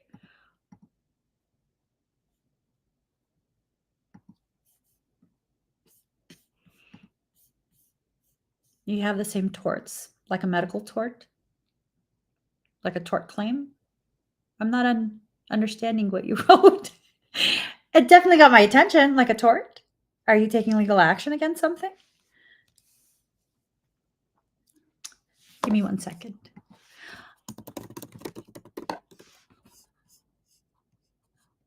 A wrongful act or infringement of a right leading to a civil liability, which I understand that.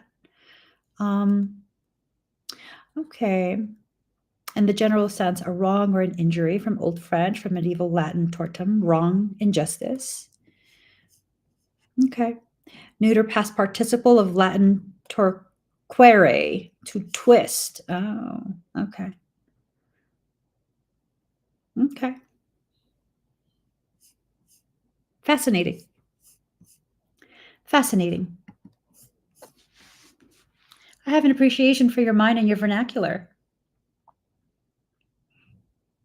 That's lovely. Genuine. I have a genuine appreciation for your mind and your vernacular. No, it's applicable. Your use of tort is applicable, but it's just not the modern use of tort, which would be litigious in nature. I like that. I like that. I like that. I had to stop and question what you meant. Seems like we have kindred brains. I speak in a similar fashion with people who speak in that way too. I've learned to modify, because then people think I'm talking weird if I speak in that way. I like that. I like that a lot. A lovely little surprise. Anyways, connection. You need to allow yourself to connect to the things and the people who will help to further inspire you, who will help to get you to double down on what you've committed for yourself, what you've committed to for yourself. This is a beautiful period where the truth of your power over your journey is really being showcased. Your soul is giving you the opportunity to make decisions that don't just bear low-hanging fruit. Does that make sense? See, the low-hanging fruit are easy to pick by passersby. You're not just doing something to be of use and of service to other people. That's not all you were created for. You were created to grow tall and proud. Balanced pride is not necessarily malignant. You should be proud of your accomplishments. You should be proud of the ways you're allowing yourself to heal with no one else's permission, right? You were created to reach for the sun, the moon, and the stars. Here you are thinking that there's honor in being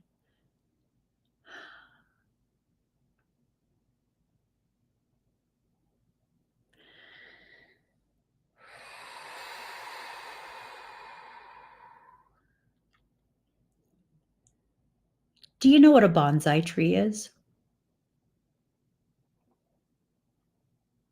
You've been convinced that it's an honor to be a bonsai. Do you know what a bonsai tree is? A tree that's been taken out of its natural state and forced to endure so much manipulation, oppression, all for the sake of someone else's pleasure.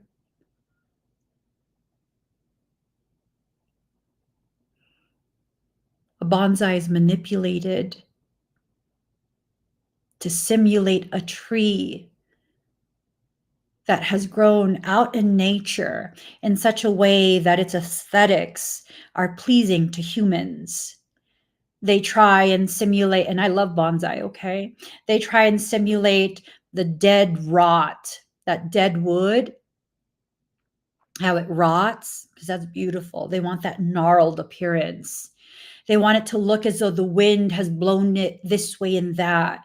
They want to take this huge thing and confine it into such a small space, pruning and cutting and twisting and shifting it in the way they want it to be, not in the way that it is growing, not in the way it was designed. Do you think that it's an honor to be someone's bonsai, confined to a pot on someone's desk? Bonsai don't even thrive indoors. They're happiest when they're outside.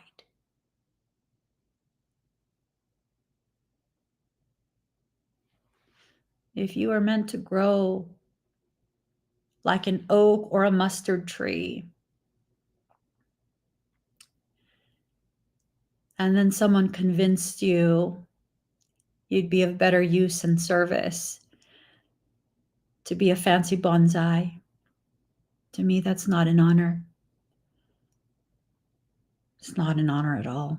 It's beautiful, don't get me wrong, but are you here just for aesthetics? Are you here just to be some type of visual dessert? I know I'm not. I would never willingly choose to be a bonsai when I know I am the root and the source of an orchard that has not yet been born.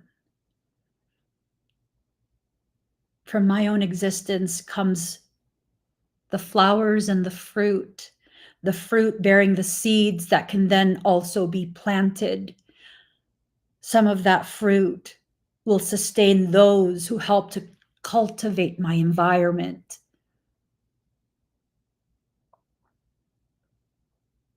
But given enough time, from just me, an orchard can and will grow, providing sustenance not just for those who cultivate the ground around me, but an orchard so vast that I could feed villages and cities and states and countries and the world. My potential knows no limits. What makes me different from you? Because my potential knows no limits? No. Because I acknowledge our potential knows no limits, while you sit there thinking, oh, because you're me. That's not for me. Why? The only reason it's not for you is because you refuse to receive it. You've refused to acknowledge the gravity of you and your potential and your purpose and your path. I did not receive all the hardships that I lived through my entire life just so I could limit myself at the end. No. First off, I'm nowhere near the end. I'm nowhere near the end. I'm in the present. I'm in the now. And I will not leave that space until my soul is done speaking, whatever it is it wants to say. So, efficiency in reverse. What does this mean?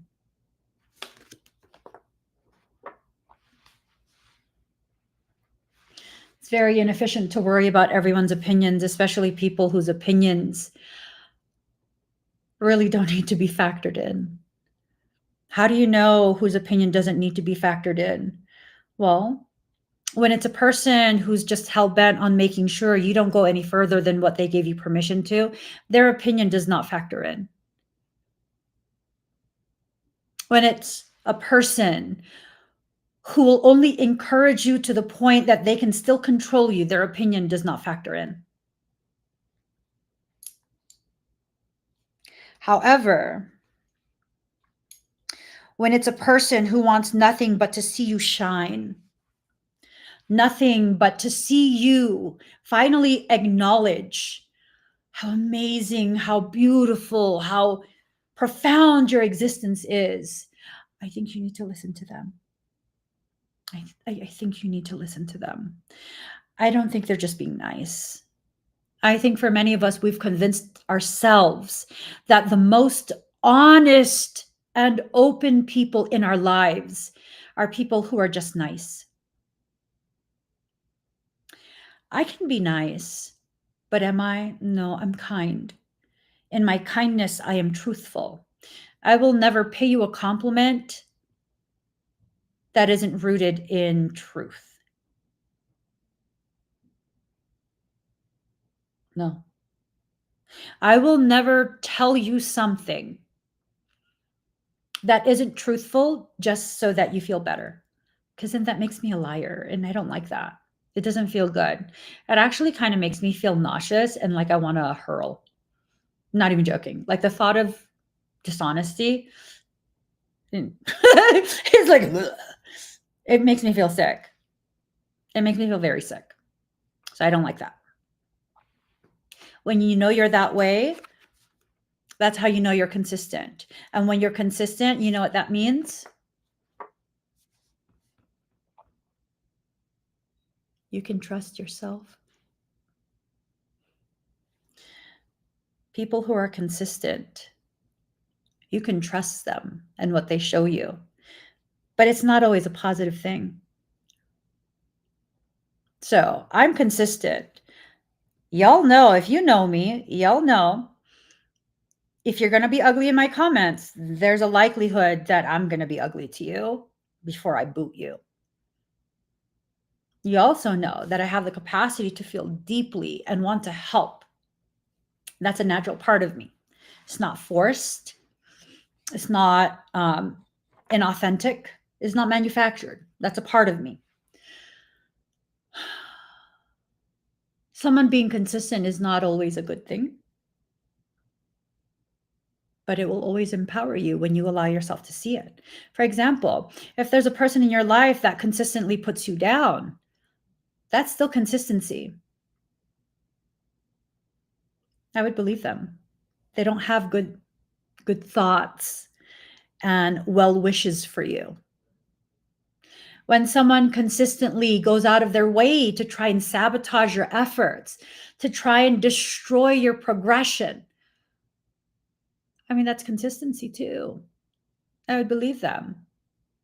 Thank you for showing me who you really are, and get the fuck out of my life. Yeah. I'm done with playing those games. I'm done with patiently being quiet as people try and play those games around me, thinking I don't know. That's fucking crazy to me. You think I wouldn't notice? Bro, my whole job is about reading energy, people, intentions, and demons. That's my whole fucking job. I have successfully built, launched, and sustained multiple companies based on that one skill. And you thought I wouldn't know? No, guys, because we're very similar. You and I, those in my community, we're similar. That's why we resonate. You hear me talk about my life and my stories and this and that, and it resonates within you because you've experienced similar things. Your mindset is very similar to mine. We're not exact, but we're similar. That's what creates the opportunity for resonance.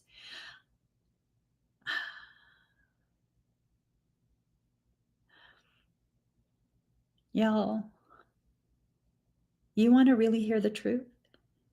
And I think this will open your eyes to some of the people in your life, and this will be where we end it. They didn't think you wouldn't notice. They knew you would notice and wouldn't say shit because they know how loyal you actually are.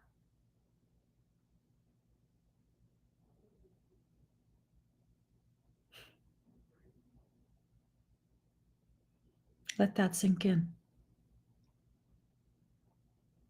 They knew you would let them. Is that fair? Is that love? Is that friendship? Is that reciprocated respect? They knew about your loyalty.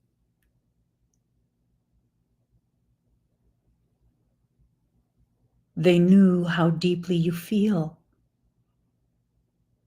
They did what they did knowing you would know, because they also know that you would let them, unchallenged, unchecked, that you would let them. I'd say those type of people are the worst, because they leverage your love for them against you. What kind of person does that?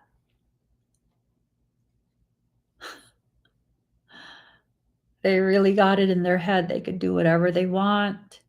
You're going to take it because you love them, because you don't want them to hurt. You don't want them to feel abandoned or less than. So they're going to keep acting less than what you deserve. They're going to keep doing less than what you deserve. They're going to continue to be less than what you deserve. You see the pattern here. Everything less than what you deserve. And why are they getting away with that? In their head, it's because of your loyalty. The reality of it, why are they allowed to get away with that? Because you taught them what your worth is. You taught them that you don't know your worth and you will settle for any little thing.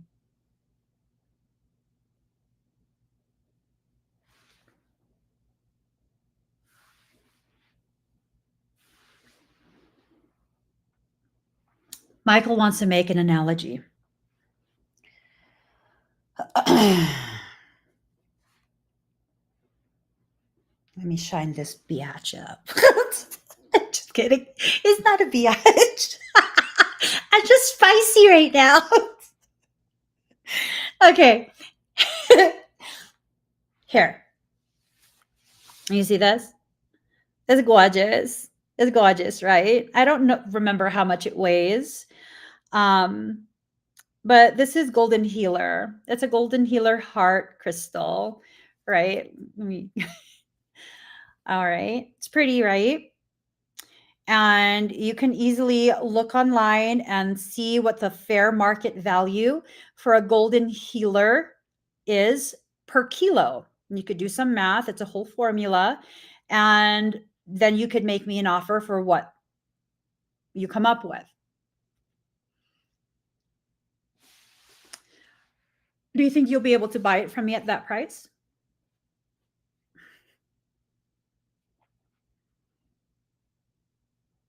Yeah, if I don't know the actual value of it, I'd probably be like, what? You want to buy my old ass crystal? Okay. Except I know the value of what I have. I don't remember what I paid for it, but I sure as hell am not going to be selling it for what I paid for it. Because guess what? Over time, it's developed certain things. You see the back? The whole back is a rainbow. And then let's do a little something. Go ahead and allow yourself to feel this, right? For those of you sensitive to energy, I can feel your higher selves are pulling energy and charge from this crystal. I love this crystal. It's been on the chopping board several times already. Whenever I do auctions, crystal auctions, which is rare, this crystal ends up popping up and I'm like, no, this is mine. And I put it away. So I understand the energy of this. I understand what this was with me through. You feel that in your chest?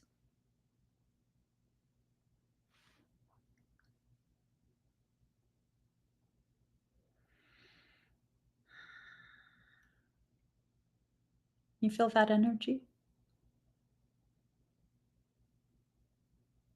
You feel that sense of like a warm blanket wrapped around you, a loving hand on your chest.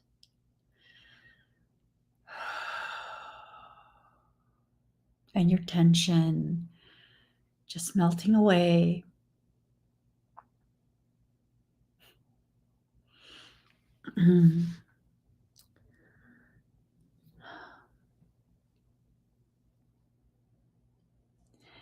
You know what this is worth?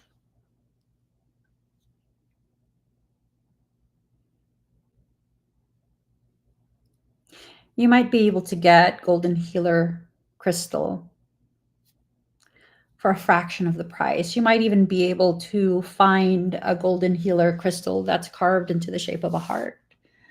You know how much this is worth if I ever chose to get rid of it? I wouldn't let this go for any less than, I don't know, $1,800. People might be like, she's fucking crazy. $1,800? Do you know what this crystal did for me? See, I'm rubbing it. You see all of these little thingies? That's wax drippings that melted. You know what this crystal did? You feel it, right? Some of you are crying over on TikTok. Do you know what this crystal did? I'll bring it closer.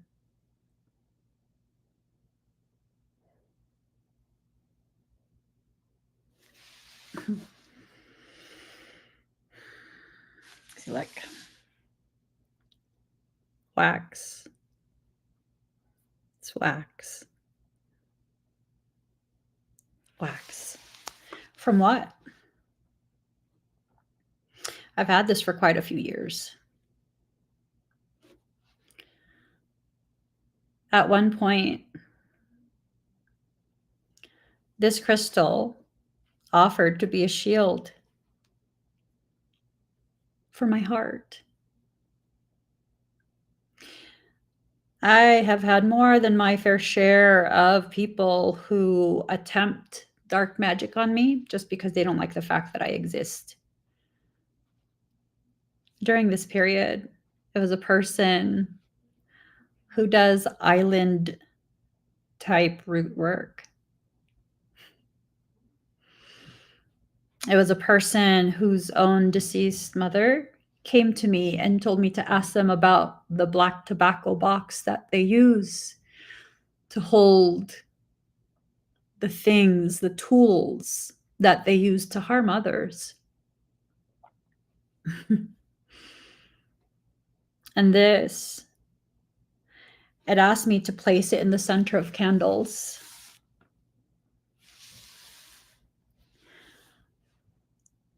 And it shielded my heart, not just mine,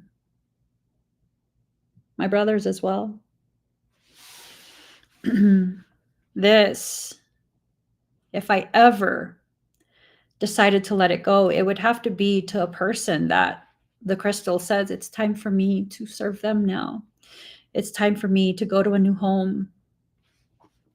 The value of this and what it can do.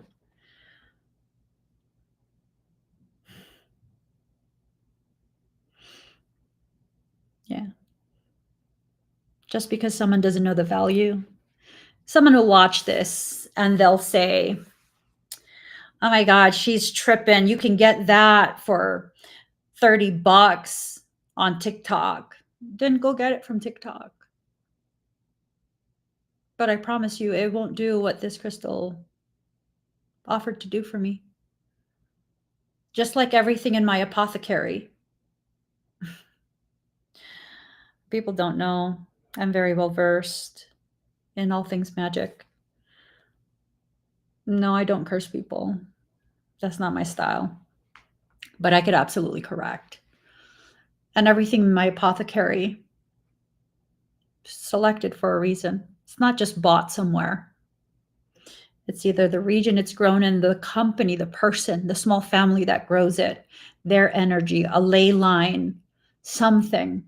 Or it was harvested by me in a place that I lived. And the flora called to me and said, we love you. We would keep you safe at any cost. Let us love you.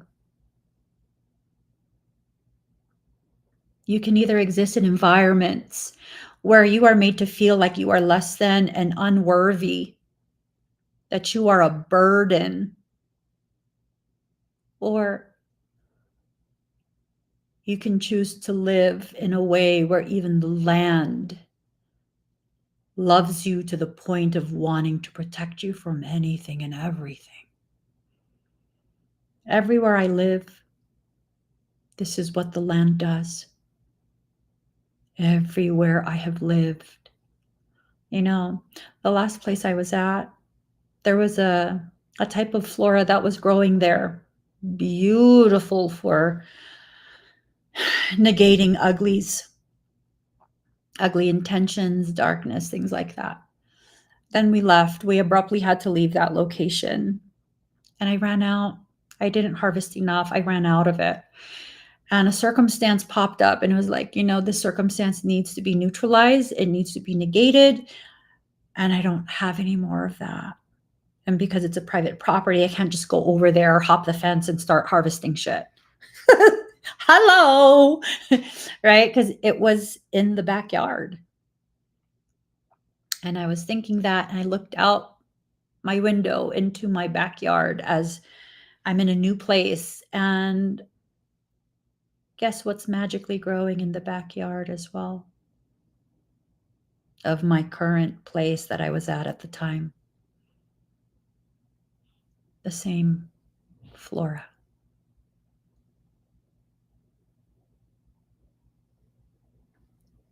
Exist in spaces where you are loved and cherished at the degree that you have earned. I got sick and all my plants got sick in the house. Why? Because they will never allow me to face things alone. I got better. What happened to all my plants? They got better too. And plants that are supposed to be dormant at this time of year, like this guy right here, it grew blossoms. And this guy right here, blossoms. Why? Because the love between us was amplified. It only grew blossoms after I realized all the plants in my home were protecting me and grieving my illness. Exist consciously, intentionally, only in environments that are worthy of the blessing of you and your presence. Never settle. Once you begin doing that, even in virtual spaces, you won't have a need for armor anymore. Let yourself have that type of peace. I know your soul wants you to have it. It's only a matter of time before you allow it. So allow it. I got to get going, guys. So if you want to join me for my Quantum Potential event, this is a 2-day in-person event. Profound things are planned to happen there. Seriously. Excuse me. For this event, I don't know if you guys know this, but the venue that I chose, it's a private venue. And the reason I chose it in the location I chose and the state that I chose is because fragments of Lemuria will have shifted under that portion of the world at that time. When I say it's going to be magical, it's beyond magical. Beyond magical. So if you'd like to find out more, please click on the QR code or the link in the comment. For those who are on TikTok, go ahead and click on the link in my bio, and that will take you exactly where you need to go. That's like my link tree, and it'll show you everything. All right, guys, I will be live, I believe, tomorrow for expedites. If you would like to get expedites, you're going to have to wait because the link's not ready and I got to go. All right. Have an amazing, amazing rest of your day. I'll see you guys again very soon.